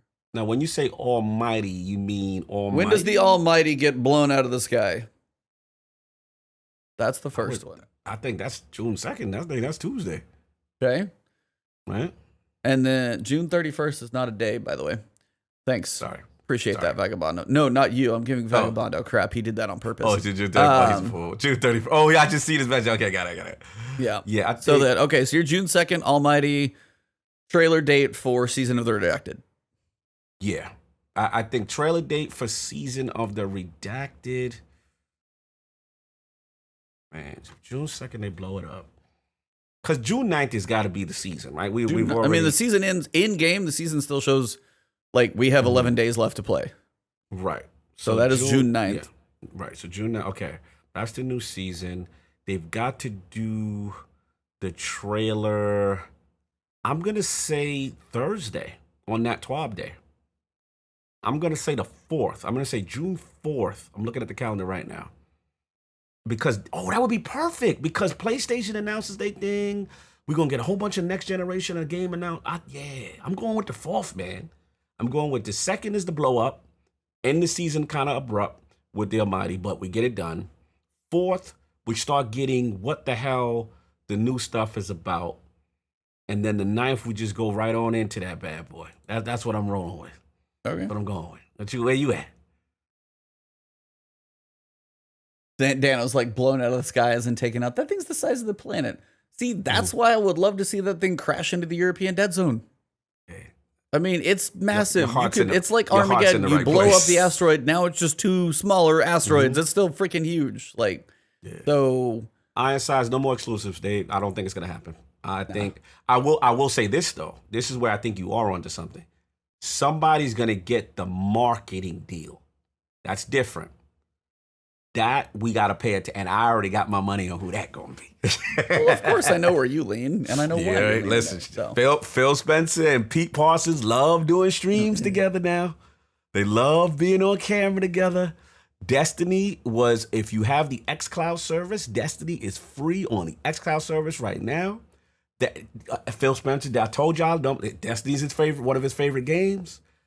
They're not gonna have exclusive content. Bungie's not in the business of locking out exotic. That was Activision stuff. They're not taking those deals anymore. But marketing is different. That just says who gets to show it on the stage, right? So to speak. And I could see it. I could see, if maybe they debut one of a new trailer. And listen, we can't say shout out to Dano. We can't act like Bungie don't need that money. You know what I'm saying? We can't act like you see the Eververse store these days. You can't act like it's about to get better. Yeah, it's true. That's true. I could see a scenario, but that's my good question, Ironsides. I think it will be interesting to see how. I mean, maybe I could be wrong. Maybe they don't show up on anybody's stage and they just show up on their own stage like they did last year, as far as their own Twitch stream, and then just give you announcements. But I would think marketing deal, makes sense for them. Just allow people to. I think they're too cross. And trust me, I'm not disregarding the Phil Spencer and Pete Parsons relationship. Right. But I still think they are play anywhere. So if you go marketing campaign on any specific platform, I think I would be surprised if they pushed it that way. And I'm not saying it's not possible. I'm just saying I don't think they will. We forgot something that we're overlooking something from last year. That was huge. Stadia? Yes, they had a Stadia marketing deal. Yeah. That was a marketing deal, bro. Like I said, it wasn't exclusive, but they, so again, it is interesting. It is interesting how they will present. That was a lot of money. Oh, that's my ILO podcast love right there. Who said the Book of X? That's ILP right there. Yeah, man, listen, I won't be surprised. I would not be surprised. A marketing deal makes sense, but again, that they have to be up for it. But they did have one with Stadia as far as streaming. It's gonna be the next is gonna be fun. Now I'm excited. I went from being all down to I am super pumped now. I completely forgot. We are in E3 territory now. This would have been the last week I would have been with you. Yeah. And then I'd be like, damn, E, I ain't going to be able to do last word next week because I'll be out there in LA. And then, obviously the pandemic. And then, I would be getting them news. I'd be on the show. I would have been doing a solo last word when they dropped the trailer. Being like, dude, he's not here. So we got to cover this stuff. I know. It's going to be fun, y'all. Strap in. I went from mad low. Now I'm super hype right now. Now I'm like, you have no idea. You just excited me. It's on. It's on now, man. So I have to play counter for one, just to hope for something cool. I'm for the world changing on the 9th. Ooh. Crazy day. Now, I will say, if it's on your side, I think Prescott had it pretty accurately. If I'm wrong, I think the trailer's on Wednesday because that gives people to discuss for 24 hours, and then there's the TWAB. And then they do the season of the redacted web page will come up later that day, and then the TWAB still the discussion. They break down some other stuff there. Get a calendar. All that stuff's broken that Wednesday, Thursday. Yeah. So if that's the case, Tuesday it blows up. Tuesday teaser for 10 seconds. Wednesday trailer. Thursday crazy TWAB. Right. Podcast on Friday should be glorious. Oh, next week. So if that happens all like that, yeah, Friday will be a 3-hour podcast. Oh yeah, absolutely. You're breaking a barrier. I don't know if should get a calendar this season. That's actually a fair point. Do you want a calendar? Yeah, I would like. We would like a roadmap. We enjoy those. We like when you do the nice little cute pictures and the dates. We like that. I mean, but in their defense, this is a pandemic world now. You know, I have to be respectful of deadlines and things of that nature. But I'm so curious, man. I wish we had someone behind the scenes in terms of development, because I am very curious how they do their cinematics. Is that all computer generated? Like when Zavala and Anna Bray, you know, were talking, is that some of that? I mean, motion you've seen I feel it's Morla cinematic. Gorndona do mocap. I've seen her do mocap. Who's that? That's our Eris chick. Eris, yep. She's done. You've seen her do mocap for. I think she did mocap for Shadowkeep. It looked like she's like, we're all insufferable or whatever, and it looks like she's looking around. Now maybe that's just like for that scene. Oh. I think the in-game stuff, like the Zavala pieces, those are just like CGI. They render them and they put his voice over the top, like that. I picture as that way, but I think hers at least had something for that. But I don't know. Again, I think they could do it without. Just the mocap gives it a little more natural animation to it. Yeah, because like her performance is like crazy. Oh yeah, she's amazing. Shout out to Dan. We need more Cora. Yeah, Cora, she's going back in the bushes. There's nothing going on with my warlock, man. She needs something. I agree. Yeah, I guess you're right. I mean, it's probably maybe a mix. You know, I feel like the season. I don't picture Lance Reddick doing mocap. They've never showed as much as I see him being his social media presence. Right. And then I feel like we would have seen him potentially like, and he doesn't ever have any like crazy scenes or anything. He's just usually walk around, talk, like the character itself isn't doing anything crazy. So they could get away with it. I agree. So we've confirmed that he's doing new voiceover work for Destiny. We've already confirmed. So clearly, yeah, it might be what you call it. It might, but here's the thing. I think mocap might be reserved for the big expansion content. What Prescott's saying, same thing too. Shout out to Prescott, always say the same thing. I was like, okay, yeah. So it's like I think that's reserved for that. Whereas the season stuff is probably smaller. They can get away with cinematic stuff. Yeah, it's gonna be interesting, man. It's gonna be interesting. I'm hyped. Next week is buckle up, man, buckle up. I transformed my whole negative energy. Like, I was like, this whole weekend is just like me just like tapping my fingers on the desk, just like waiting for this whole season to get done. Because right now I'm just like, ship's not going to change. Zer's going to show up. By the way, Zer does have random rolls starting next season. Right. And so, also, June 9th, not this week or next. Yeah.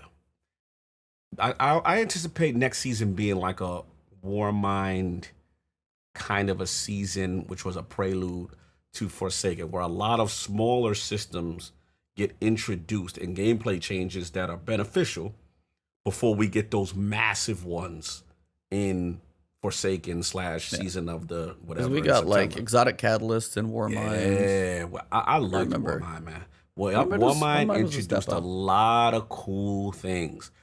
That's Crystal was saying it's going to be Scorn for next season. I want to get your take. I don't see it. I don't know how that ties in. I could see Siva. I could see Fallen. I'm just not seeing where Scorn would be. What you said? Yeah, let's guess. Who do you think will be? Dude, I don't freaking know. Like the way, if the Rasputin ties anything at all, because they have tried to have some connection from one to the next.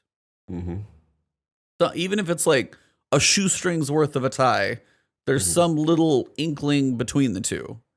So if that is the case, like Osiris goes to talk to Rasputin, then Rasputin's been like the thing for the season we've been working with.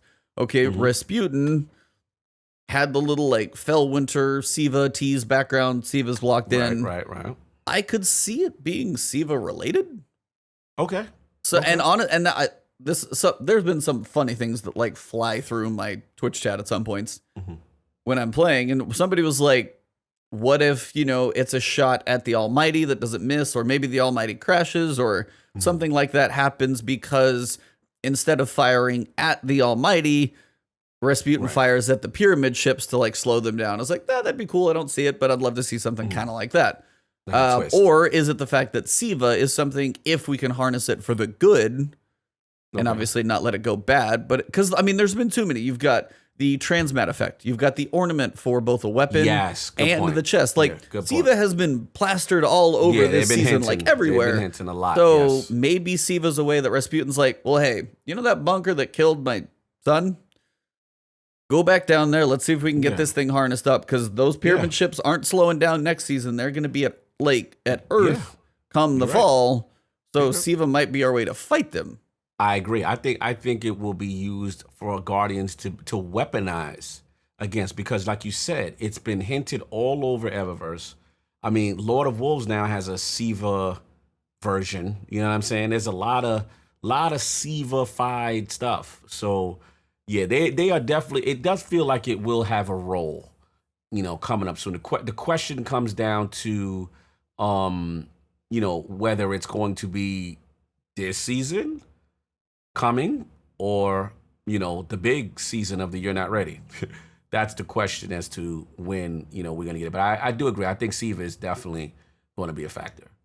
I mean, the other one, and Crystal saying it as well, is we went Osiris, Dawn, Right. Warmind, Worthy. What was after Warmind? Forsaken. Right. So then the question is, okay, do you have the Dreaming City tie-in, or do you have the Uldren tie-in? And is Marasov out there? Now, that was another thing. We like talked myself into this little tangent. I was like, so maybe somehow we get like an Uldren tie-in. Maybe we get a Hunter Vanguard situation. And then if Uldren's actually back before the pyramid ships get here, the Queen might be on our side to face the pyramid ships. Like, again, I'm full of it, but it's like, no, I'm with you. that cadence Would still be dope. also makes sense. So is We the need like, Dreaming City how would needs we get love. to Forsaken? Uldren's the biggest. Yeah. Keep thinking about him. And that's why I'm very curious. Like, I don't. Oh, hold on. Put a pin in that. So that little, like, the cinematic of the Almighty explodes, and then Uldren takes off his helmet in the tower, and Zavala and Ikora see him, and that's where it cuts. And you're like, Hey, fire. Let's go. You know what I'm saying? I mean, here's the thing. And where they got to be careful, the only excuse I give them for introducing anything new is if it's darkness related, right? We have gotten to a point where there are too many introductions and nothing is finished or completed. Too many, you know, like Uldren's not finished. What you call it, Callus is not finished. There's so many unfinished bits. And it's just like, they just like to say, you know, show us something new, squirrel. And then we forget about all the shiny other object, stuff. yep. Yeah, like, bro, like, we got all these loose ends. Shout out to Mela. Yeah, we got too many loose ends. So, like, Uldren needs to happen. You know what I'm saying? Now, sorry, shout out to his in chat, and he's like, can I shoot Uldren again? And I'm sitting there thinking, like, he's a Guardian, you can shoot him again and again and again and again. And he's just like, he is the new firing range for Fallout when he's shooting weapons. Uldren is just there constantly being shot. And that's what makes Mara come back and be like, dude, stop killing my brother. What the hell? Stop killing him. Yeah, we got to get some beats done, man. The Uldren thing. I mean, we remember how I guessed incorrectly. You know, I thought he was going to be part of this Season of the Worthy. Like, how better a Season of the Worthy would have been. Yeah, it's like he would have been fitting in there. And so Siva, Uldren, I could see both of those in some ties. Right. If it's Uldren, they could use the Dreaming City as a tie-in to kind of see if that's a thing. Dreaming City is kind of up on the cadence. It's it's like it's time. We haven't touched Dreaming City, Pickled Shore, none of that stuff in a while. So it's like, what is that? It would be almost 2 years, basically. Yeah. Since that was like a main focus. Right. And then we still got the curse bit. That's another part that's still curse. Oh, the 3-week curse. Yeah, dude, I want that fixed. I feel so sorry for the Awoken. They're just like, this sucks. They're just tortured endlessly. This just sucks. 3 weeks. Purgatory, endless. Here we go again. Yeah, what's the Grand Theft Auto?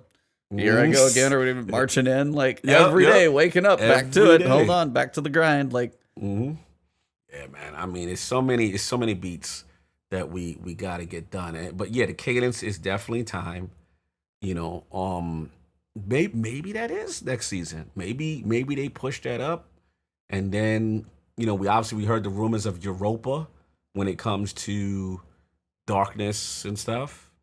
You know, yeah, I mean, new possible destination. Europe has been thought about for a while. Yeah, also potentially, you know, September. Big leaks possible if there's any pyramid ships where we fight them. I mean, those are big rumoredly possible question marks and stuff like that. But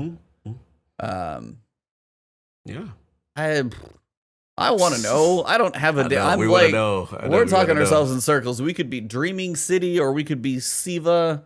I can't quite imagine what Siva would do to the Dreaming City. Those two are like so far apart, so separate. Like the red angular technical and like just I want to say the curves, which sounds wrong, but like the like beautiful ornate nature of the Dreaming City. Architecture of the Dreaming City. Yeah. Listen, let me ask y'all, what would y'all want? What chat? I need it. Like, would y'all want a Siva story? Assuming the darkness is not the next season, would you guys want a Siva story, or would you guys want a Dreaming City style story?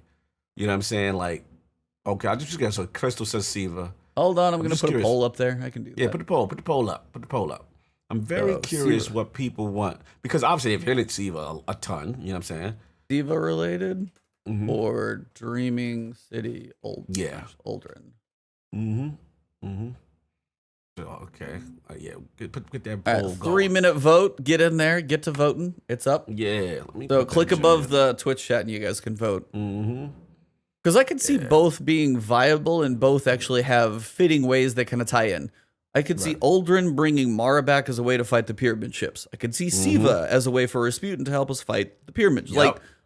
Two different paths to fight the darkness. And again, both potentially viable, because if it's this crazy strong nanotechnology, or Marasov, who's like small planet killing powerful crazy woman. So she's... If we do Siva, I have a request.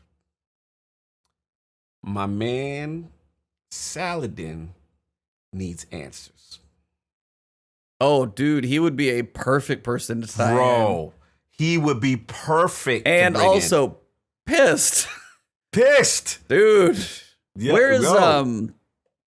where's Lady, what is her name, who didn't die as well? Aphrodite. Where the hell has she been, by the way? Is she dead, where's she at? Is she dead, or is she just out there? No, she running around. She running around, nothing happened to her. You know how Destiny Man, I would like. Yeah. I would love to see an Iron Lord story come back again, bro. And like, that's my I know that's you. Sake. I know. What? But like to like have that happen, and like this is the like Siva story, and then we get the word about Felwinter, and word of that makes it back to Saladin. Is that true? I'm sorry to cut you. Is that true? They say that Mela says it, and Crystal is saying that Aphrodite's a pacifist now? Maybe I missed that lore. Yeah, she's kind of, I think she ran off to kind of avoid all the fighting at this point. Maybe. Sounds kind of right. Okay. Anyway, shout out to her though. She helped during the Red War.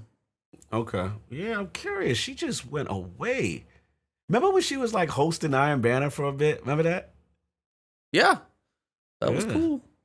Yeah, now Saladin needs, we could do a little Rise of Iron redo.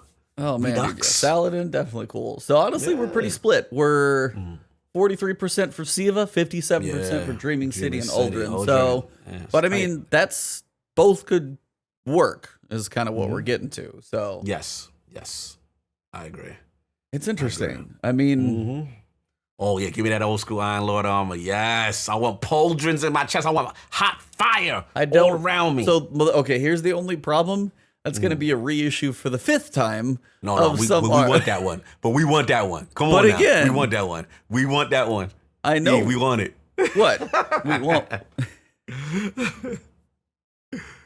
Listen, man. So this next week, come next Friday's podcast, which would be the 5th, if days are correct.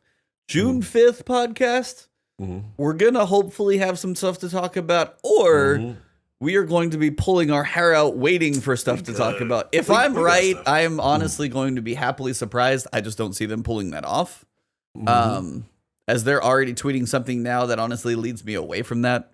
Because if they're tweeting now, that's like tweet over the weekend, kind of every day, Monday, Tuesday, stuff happens. Like if they start teasing us now and it's like 12 days away, people are going to go insane. Me first, by the way.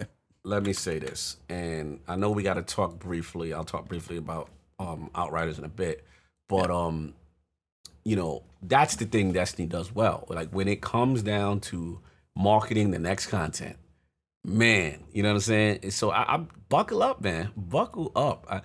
There's stuff cooking. That's the cryptic nature of what's going on. Cannot wait to see which direction they take it because man, we need some juice into this game. You know what I'm saying? Badly. And I think they're gonna also, like I said, tease us for that future content. And woo, man, you know what I'm saying? He said, who got with that Phil Maximus, Phil Dominus. We'll see. You know what I'm saying? We'll see what Phil got cooking. Hopefully, you know what I'm saying. But hopefully it's a marketing deal. But yeah, man. Like I think we're gonna be in a good little spot this next month, and I think we will forget about the season that was not worthy. we will forget about this dark time. And it was funny. Somebody was saying the Almighty. We're gonna have the Almighty in our thoughts for like the first day, and maybe like when it blows up, and that's the title of the entire season. And it's like you could have had so many other things like Seraph or so many other titles that felt like they would have been more fitting. Yeah, more fitting. And Almighty is also a bit gratuitous as well. It's just like over the top and be like, I'm a pompous Almighty. Yeah. I am like, it's a weird title to me. Like, I think that one's kind of oddly chosen. Yeah, that one, it was kind of weird. Maybe because they wanted to try it. I mean, well, this was supposed to be the trial season. Let's just be real. Yeah. This was but you have the flawless title for that. True. Like the Almighty is like, yeah. Again, if the Almighty is the title, I have a skybox update and a 2-minute cinematic to open the season. Everything else has been Rasputin, Seraph Towers, bunkers, nothing related to Almighty this entire time. Yeah. So no, I feel that part. I feel that part. Just me. Somebody said it, and I was like, yeah, I don't know if I could wait. Almighty is just like, Yeah. And also it's related to this season, and also like the way you had to do that last triumph. It's just like pissed you off a little more because you had to recruit like the 9 people by public event worlds. Yeah. Please don't do that again. Please stop with the public events. Let's not do it. Man. Related stuff. Yeah. No more community-driven, narrative-based events. I don't mind the community stuff. I don't want community public event counters. Yeah, like that. Like Quarters of Time was cool to a point, and that was a different way the community. So it's like they have to keep coming up with weird stuff, but like the public event and then the public events, that was just salt in an open wound. That one. But yeah, man, I'm hyped, man. I can't wait. Did you? I know we switching gears, so did you see that Outriders stream, sir? Yeah. So Outriders, everybody's like, oh, the next Stop saying that, by the way. I know you said it to me. Destiny killer. Oh my God. Destiny has been around for a long time. People will hope to be as successful because nothing else you have to go for adoption rate. Now, am I intrigued by it? Yes. What from their stream, which was, I went to go like click on the Twitch stream and it was like live in 25 minutes. I was like, scroll ahead. Yeah. Like those long live counters to a point, I'm like, you already told us the time. And then I was like, oh yeah, I missed it. Let's see. And then I had to skip 25 minutes of like the pre-video. I'm like, all right, so can we not do that? Yeah. 2 minutes and go. Like that's all you need. A couple minutes and go. Like people will still be there. They'll be waiting. People will talk in chat before you are live if you tell them when to be there. Yes. What'd you think though? Just overall impressions of the reveal. I thought it was okay. I thought it was solid. I had seen it before. They had an initial review. I want to shout out to my man Duggan from IGN. He was up there, and they were kind of fighting, like doing like a boss fight or whatever. And so I'm getting like a mixed match of different things. I'm definitely getting the third person division-y, over the shoulder, running around, you got cover, all right, let's just get the blatant stuff out the way. Whoever this trickster class is straight up aesthetically looks just like a hunter. You know what I'm saying? So we got the three giants, you know what I'm saying? One looks just like, even though he's doing different things, he's doing time and space thing, it looks pretty cool. Look, overall it looks solid. I think it's definitely PvE based. I don't personally look at this as competition to Destiny, they seem to be going away. Like, hey, we're not games as a service. Yeah, hey, it's like a Borderlands. It's got a start and a finish. Yeah, like this is a cut and dry. Like, hey, we're not an MMO. We're not doing microtransactions. You know what I'm saying? So the vibe I get, they're definitely in their own lane with that. I like the skill trees. I like the customization of the UI. I thought that was really cool. Yeah, that's nice to see. I think more could definitely take something from that. Absolutely. The skill trees kind of remind me of a very expansive D1, but then you've got end paths to types of game styles. You know what I'm saying? Cool. I don't know how I feel about the running around. I feel like there's a lot of running around. You know what I'm saying? I don't know how I feel about that just yet. Gunplay, I gotta see. It's very ability based. Put it this way. I think from what I've seen and how they're doing loot in the world tier system, they've got a chance to be around. The key for me is gonna be end game content, what keeps coming back once you beat said finite game. Yep. And an intrigue. Are people going to be really drawn to this? Is it going to, listen, Anthem came out strong. We remember that, right? And I thought Anthem still looked better than this. That's just me. You know what I'm saying? Like Anthem, when I saw Anthem for the first time, I was way hype. I was like, yo, you know what I'm saying? You remember, shout out to me, you, Stone. We was at Fort Tarsus. We jumped off the joint.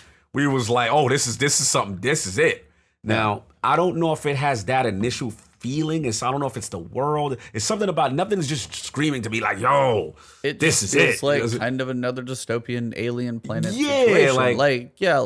And dystopian's probably the wrong word because that's overused, but it's like stuff's gone wrong. Gotta go back, fight some humans, fight some monsters.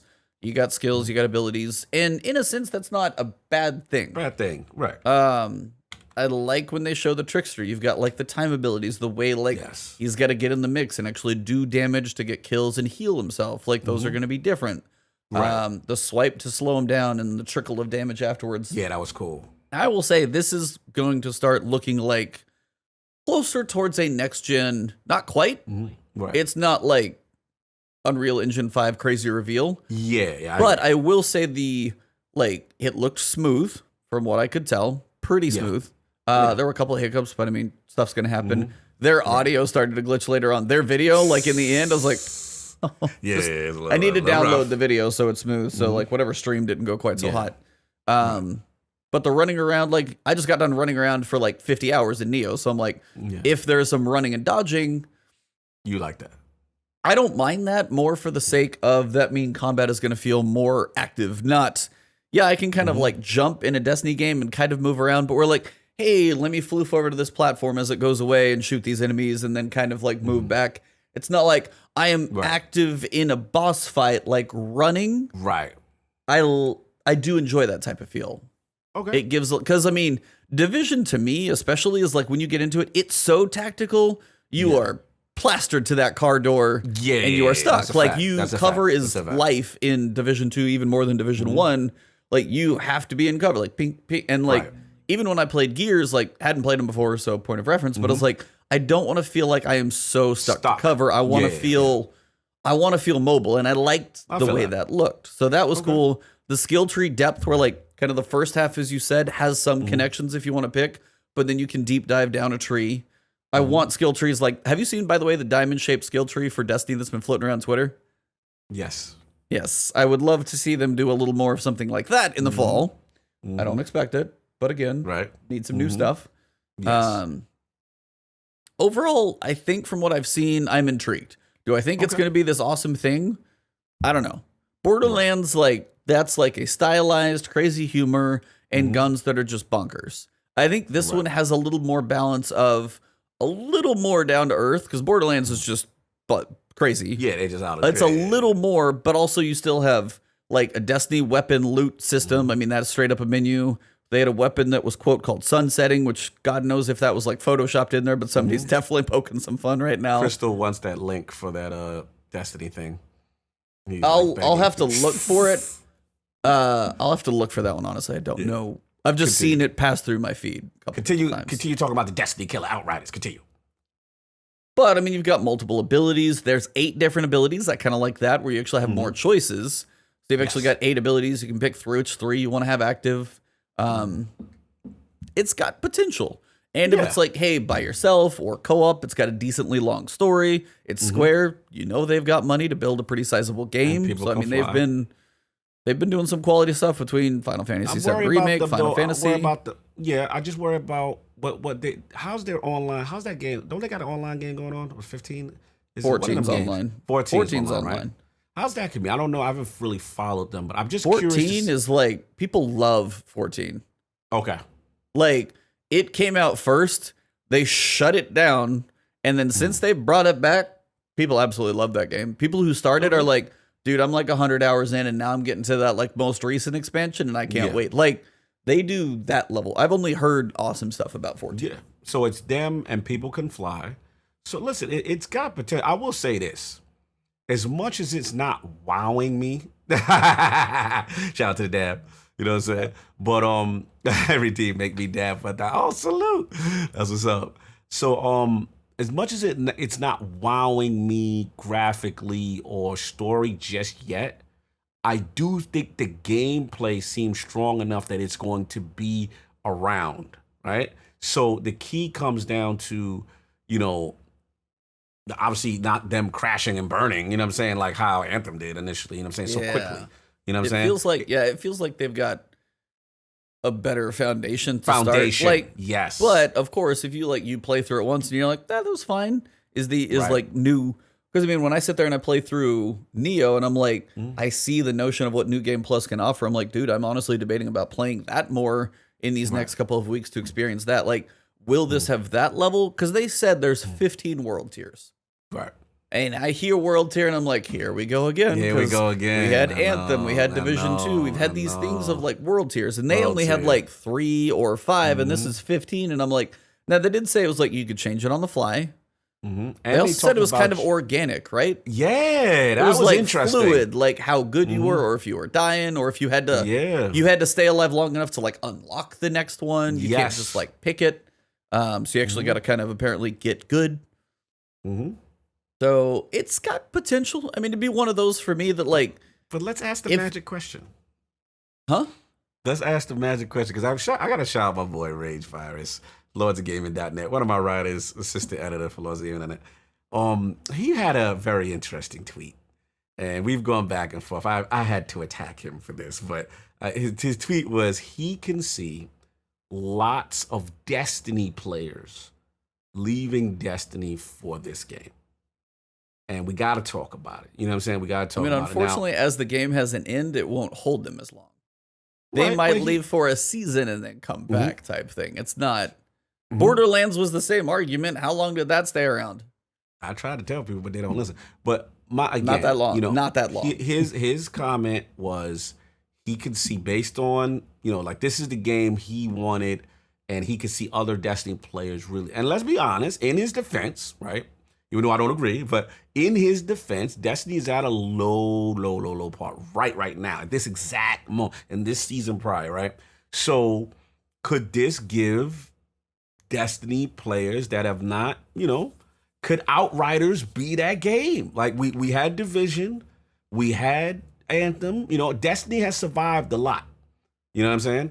So could it be, man? Could this be finally the one? Could this be the dark horse that slays the mighty Destiny? Yeah, I was like, and then it's like, is it? No, I don't think so. Mostly because, and then Ironside's just tagged us on a tweet if you want to look at it as well. Okay, I'll look at it. It's just showing the inventory is straight up exactly what you would expect. Resources, I mean, it's a Destiny inventory. They've done it well for a reason. If you're copied, what's the flattery is the sincerest form of a compliment, whatever. Oh yeah, absolutely. Yeah, so I don't think any game that is not live service is going to be the Destiny killer. Okay. Personally, and I'm not saying Destiny's perfect. It's not. Obviously, we have low points like this right now where they've stubbed every toe on their foot throughout the entire season, and it's been kind of rough. Indeed. Trials didn't launch. The Almighty story is like may have the shortest lived thing ever. Nobody likes the public events, the bunkers, the lost sectors. Like, all we got is like a bunker clearing thing that you can honestly skip after you're done. Didn't do that after a while. And then you had public events, of which we did too many. We were so freaking tired of them. And then trials just flubbed everywhere. So like most things with this season have gone poorly. Yet when you picture a fall expansion, then you're going to try and pull people away from the fall expansion time when things are new and hot. That's when it's at its best. And if I don't know when Outriders comes out. That's what we got to find out. We got to find out when it drops. I'm very curious for when's Outriders release. I'm looking at, because they may not have even gotten to that part yet. But I will say this, what do you feel about, I mean, let's be real, it seems like it's going to debut on next generation hardware. So they should have the graphical advantage of using a lot of next generation techniques. And I mean, let's be real, Bungie's an old, a current gen game that's probably that's why I wanted D3 is the new engine. Anyway. Oh, here we go. It says People Can Fly will launch Outriders on play. It says holiday season. Yeah, so I mean, it's got potential for next gen for sure. And that's why when they were running around, when they were blowing stuff up, like I said, it was kind of a gory game. Like the stuff they were doing, the slices, they had the X-ray skeleton showing, like the effects were legit. Like it looked good. And if that stuff's running fluid, if you can run it 4K 60 or 1440 60 or however they pick their frame rates anymore, who knows? Dakota, how are you awake right now? I don't know. There's no way she should be awake right now. Anyway, it has potential to look good, but as it has a start and a finish, if it's something, some people will latch onto that and they might do like, hey, the Diablo Paragon levels, this is my new thing. Right. Some may do that, but I think most may like, hey, it's a cool experience. I might try a little bit of this next tier level. But unless it's like ultra compelling and there's like continual stuff, people will try it and come back. That's what I would say. It's like, somebody said in chat, they'll try it. I'll even probably go try it. It looks cool. I'm going to try it. I'll try it. I think what they have going for them, this is what I will say, is what Anthem had over the Division, one of the few things, besides, it look cool, was that Space magic. Space magic, right? And not fighting, regular human dudes who don't have any abilities and you're shooting their head and they got the, you know what I'm saying? Because I know that's your disconnect with Division, right? Because we are fighting creatures. And now here's the thing, like I said, shout out to Doug.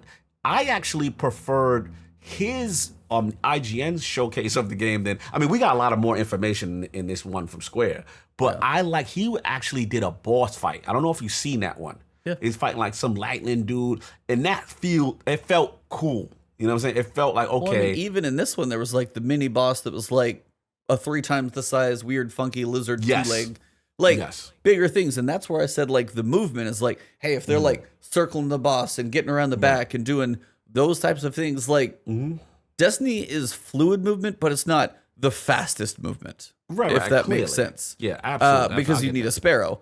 But if you could have the fluidity of like kind of a superpowered-ish being, and also still have like the RPG elements to it as well, that's where again you intrigue me. So like it seems like potentially it's going to be a lot of fun. Is it going to be the game that I'm going to be playing for the next 3 years? No, I don't see that because it has an end, and something like that has an end is not going to keep my attention forever, especially because my backlog is forever and I cover a game that just continually lives. So that's where it's hard. No, I hear you, and I me and you on the same page. I will say this though. If they're able to get and add an end game, because let's be real, one of the major problems that Division when Division started off strong, Division 2, all the features, all the things, the right things, saying the right things, doing the right things, having it set up. Level 30, and then what? Then they did say, yo, end game raid. I was like, oh, you're learning, right? And then that raid dropped. Oh, man. Now, in theory, it was like, and that's where it's like a raid based in reality. Right. They did the best, honestly, like, while it was too damn hard for many. Way too hard. Yeah. They didn't want it to be easy and walked over. So be like, oh, well, Division raids are too easy, so we're going to make it freaking impossible. Right. 8-person raid, like, too many people collected together. It's already hard enough to get. People have learned from World. That's why World is no longer 40-person instances either. They don't do that anymore. But yeah, it was like you're stuck in reality. And that was why Anthem, if Anthem had an end game. But see, I gotta stop it for a second. You're completely right. And I'm gonna give it back to you with the Anthem thing. But with Division messed up, they had the potential. Like, you could have fought like a helicopter or something. You know what I'm saying? You could have done something. I thought we were going to, actually. Yeah, like, that's what I'm saying. Like, they just botched it. Like, because to me, they had the tools to be competitive with Destiny. They had it. And then they just made this bonehead, non-interesting raid. And the going into it, the airport was cool.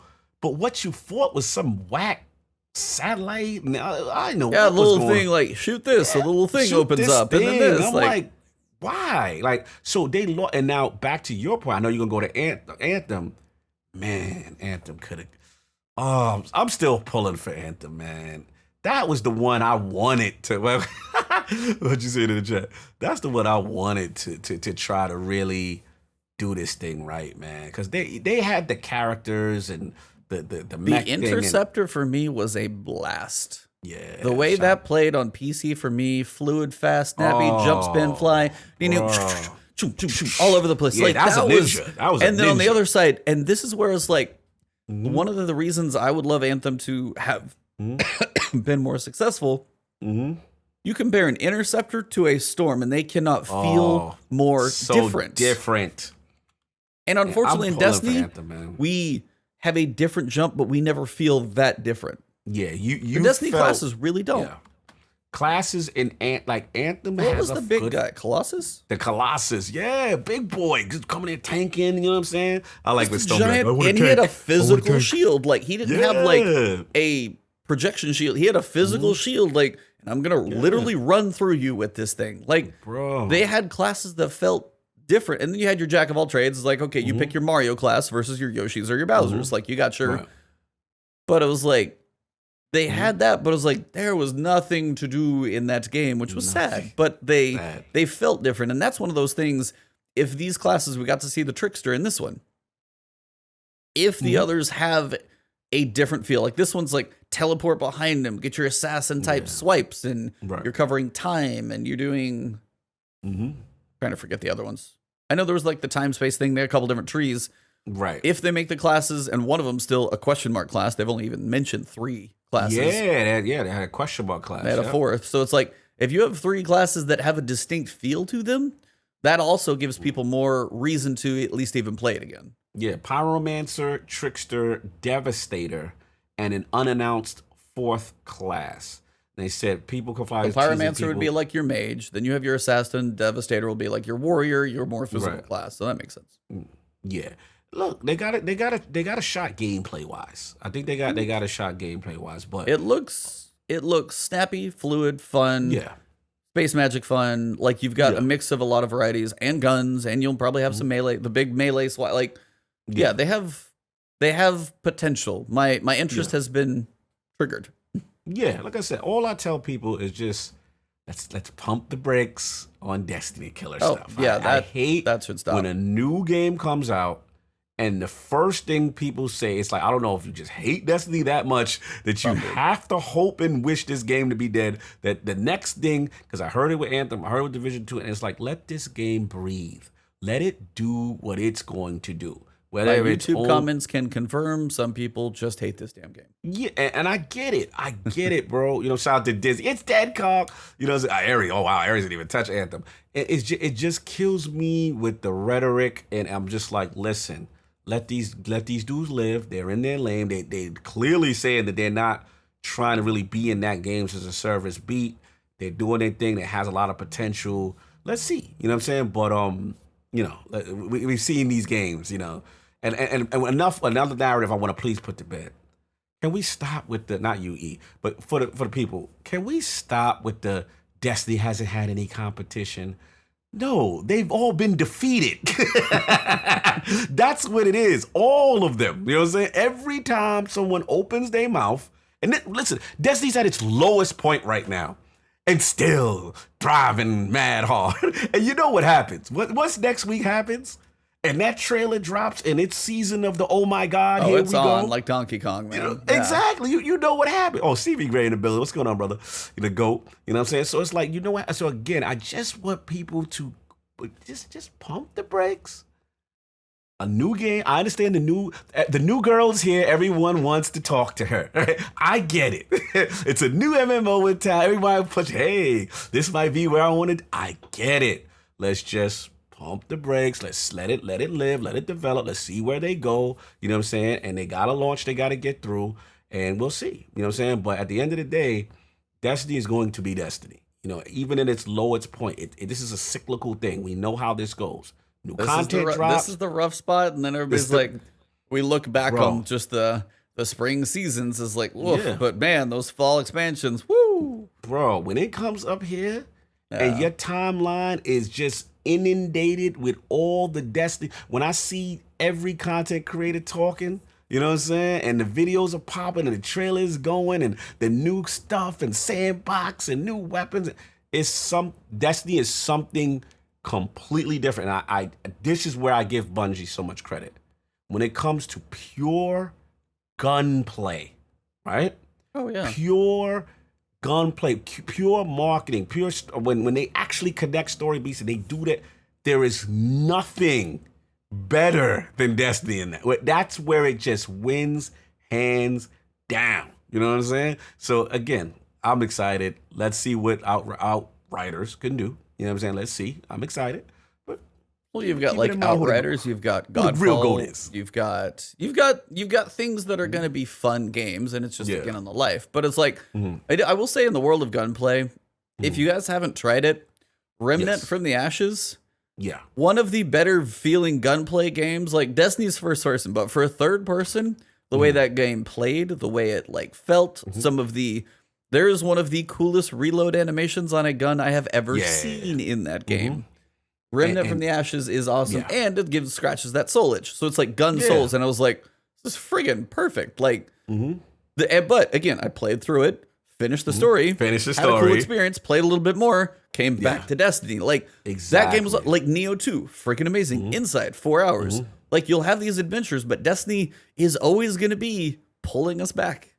Yeah, absolutely. And the last thing too is also when we talk about those exotics and those guns, exactly. Oh, the dab. Even the dab. That one up. No. That's what's up, man. Yeah, man. Like it's just something to be said when you get these unique guns, and it is just nothing that feels. Shout out to Nioh Melzer. He said there's always going to be something against it. It's the top slot. Well, I appreciate you saying it's the top slot, brother. Coming from you, I know you like Division as well, so I gotta respect that.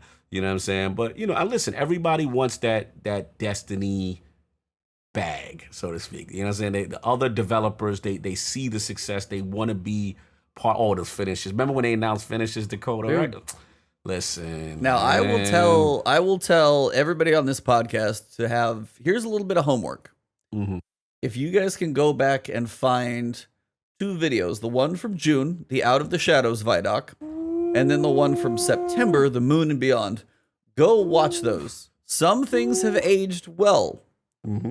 Finishers were cool. Some things, like a renewed focus on PvP, that line has not aged well. So there are certain things that, like, you see them really excited, like the Artifact.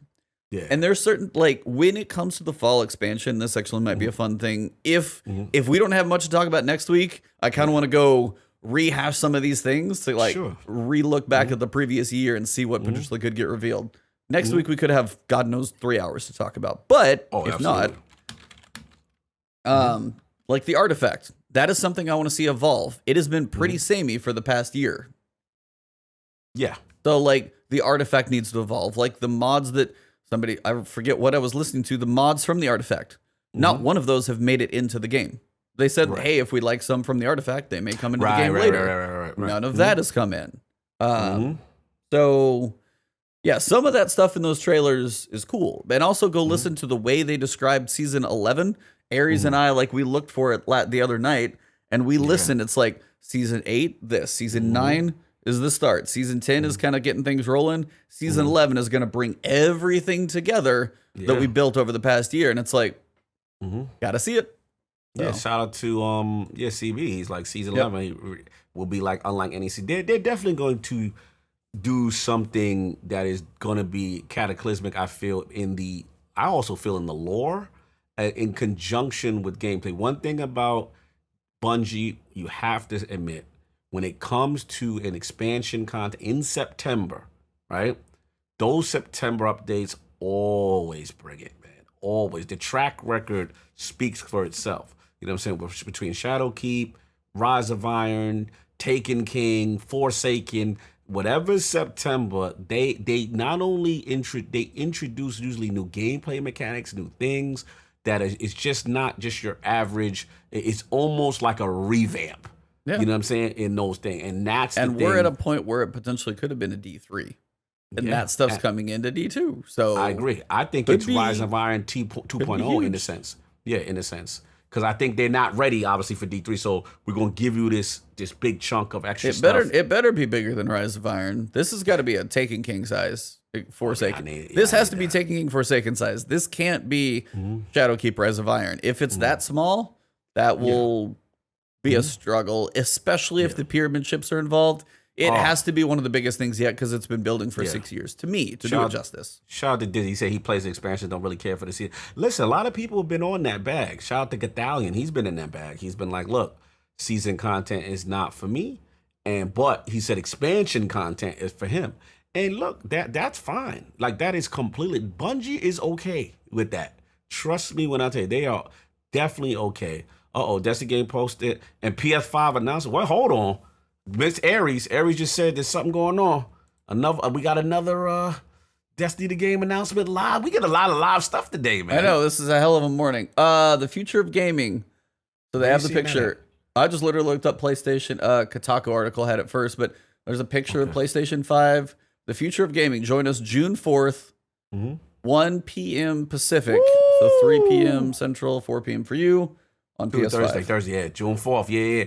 Oh, so you thinking, DM, okay, PS5, Destiny Game posted and DM announced June 4th. But Aries, is Destiny, I got the PS5 reveal. I got that. That's hard. And then are you talking about the weird sound graphic earlier, Aries? Yeah, I just want to make sure that he's talking about the weird, or did he hear something in conjunction with Destiny and PlayStation? That's what I just wanted to make sure. Because that would be cataclysmic. You know what I'm saying? Shout out to Dizzy, LordsOfGaming.net, already on it. My man, I already see. I got the tweets out. I'm going to put the tweet out. LordsOfGaming.net, my guys, out here working hard. Reveal. Yeah, man. Woo. That's big. That's big. That's big, y'all. That's big. He said maybe we'll see what the power cable look like. Look, we're going to get hopefully we get the console, man. Hopefully we get the console. We've seen the controller. We've got it. You know what I'm saying? Oh, next, I'm telling you, man, remember what I told you, E? You got me hyped. We started the show on a downbeat, and I told you next week is going to shake the earth. I would be at E3 next week, and we're getting E3, so to speak, in a way next week. It's going to be crazy. Oh, no, that's cool, Aries. Thanks for giving us the heads up, though. No, we definitely did. We actually had a weird moment of silence where we were just trying to listen, and I kept talking. I tried to have a moment of silence. That did not even remotely happen. And don't get mad at me because Bungie clap. didn't give you can't hear your claps, but I asked for a moment of silence and I can't get it for a minute and 13 seconds. Are you freaking kidding me? Don't get mad at me because Bungie didn't give you no substantial content to listen to. You have to be quiet and listen. Jeez. Come on. Oh my gosh. Shout out to LordsOfGaming.net. They on that PlayStation 5 story, man. Let's be fresh. I worked that night, but man, I hope that thing is... Oh, that's gonna Dizzy, be crazy. Why is that not featured? I want that on the top of the site, Dizzy. You're my COO. Come on now. That's huge. That needs to be. So we'll be talking about that next week as well, guys. Because while this is a Destiny podcast, we're gamers as well. So if the PS5 reveal has crazy stuff in it, we will discuss. So this is the first time we've done the last word. Like breaking news is going on. This is the wrong time for news. It never happens on a Friday morning. Never happens. Like 2 for 2. Or it happens when we get off, right? And it'll be like 1 p.m. Eastern. Oh, yeah. Whatever. You know what I'm saying? And then they'll announce something. This is huge, man. We got the Pyramid Doritos mixtape. They just dropped a new mixtape. They dropped a new song. Mixtape. Oh, my God. We got that. And then we got the PS5 only here, man. First, broke it here first on the last word, man. This is awesome. It's live. It's live. Oh, the video, there's a YouTube video. If you go check it out in like high res, it shows a crispy view of the controller. You actually get to see the texture on the controller and the buttons and everything. Let me see. Here, I'll drop it in chat. It's just literally Oh, yeah. I see it. Yeah, so it's like a 16-second video. It's more clear on YouTube because you can go higher res. Oh, let me retweet my guys, man. My guys are working hard right now. Lords of Gaming.net. I love y'all out here working hard. So this is what happens when Destiny has weird things happen. Apparently, it breaks our podcast.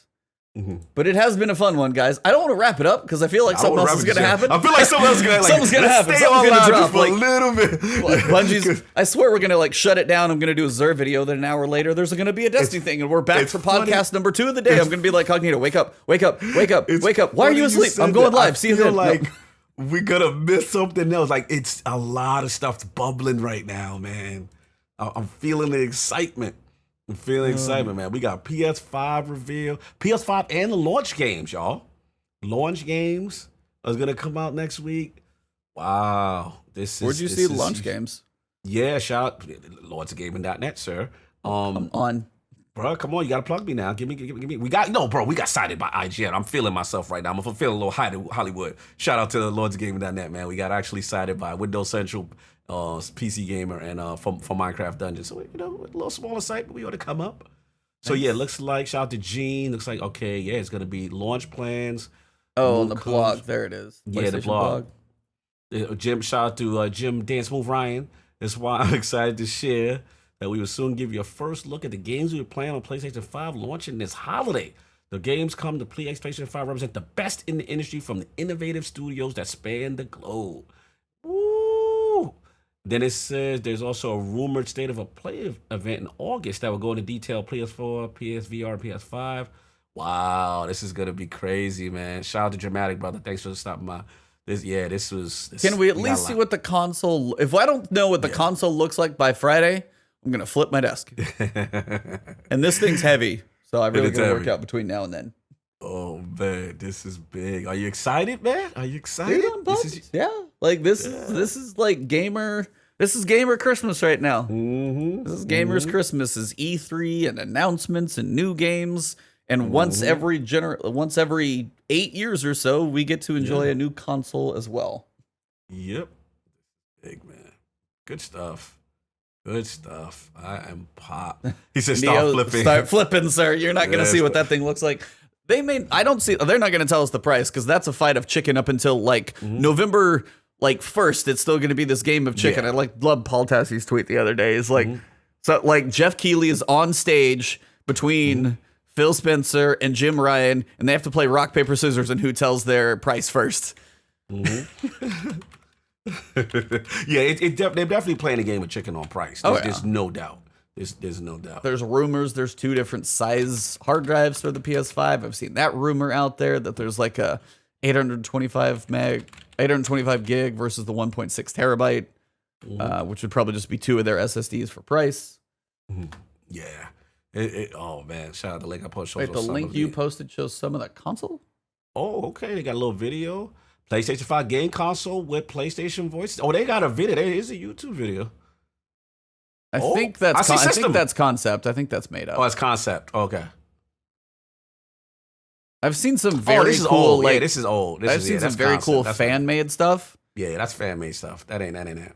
No, that's cool fan made. It's cool, but yeah, there's no. I've not seen anything official yet.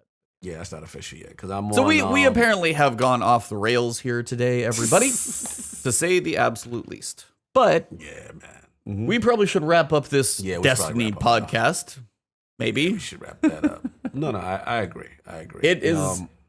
It has been a lot of fun though with you guys this morning. So if you do not follow Bungie on Twitter, do that.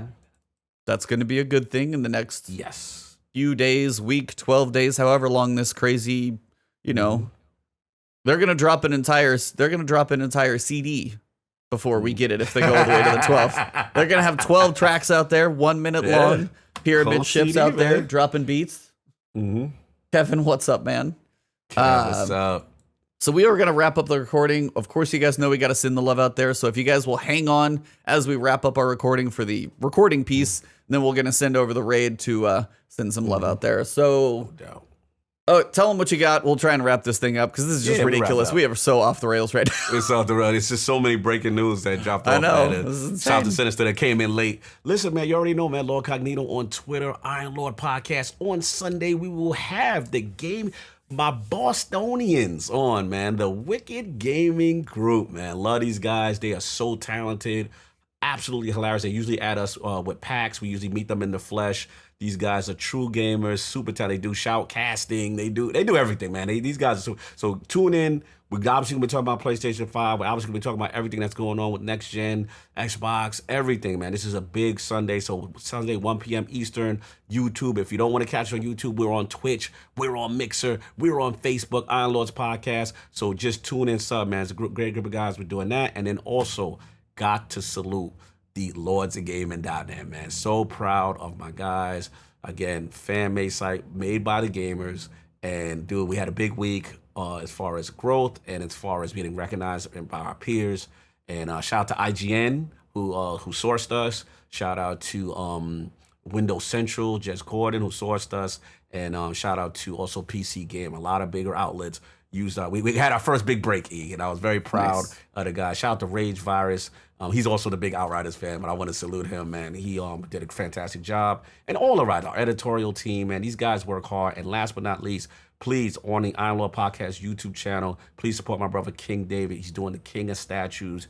This man has a mausoleum of comic book and pop culture statues. So if you're into like Marvel Comics, DC Comics, he's got a crazy Colossus right now. 90s X-Men looks amazing. Please support that. And yeah, man, please support The Last Word, man. We'll try to give you guys great content, and we're moving and grooving out here.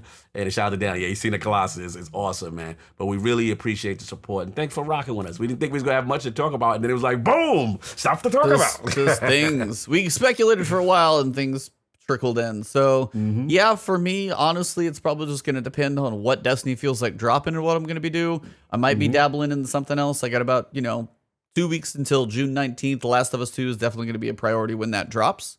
So I'll be streaming that one live on Twitch. You guys, of course, keep up with the content.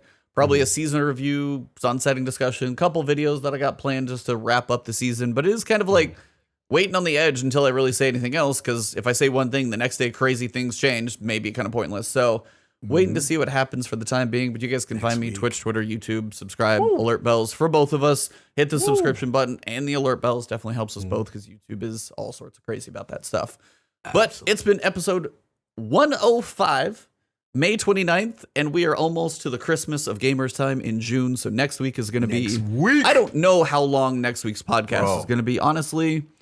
But we're going to have plenty to talk about, and we will be working on a guest for you guys as well, potentially lots to discuss. So stay tuned for that one. Follow us on the Twitters. Oh, Maddie, thank you guys very much, brother.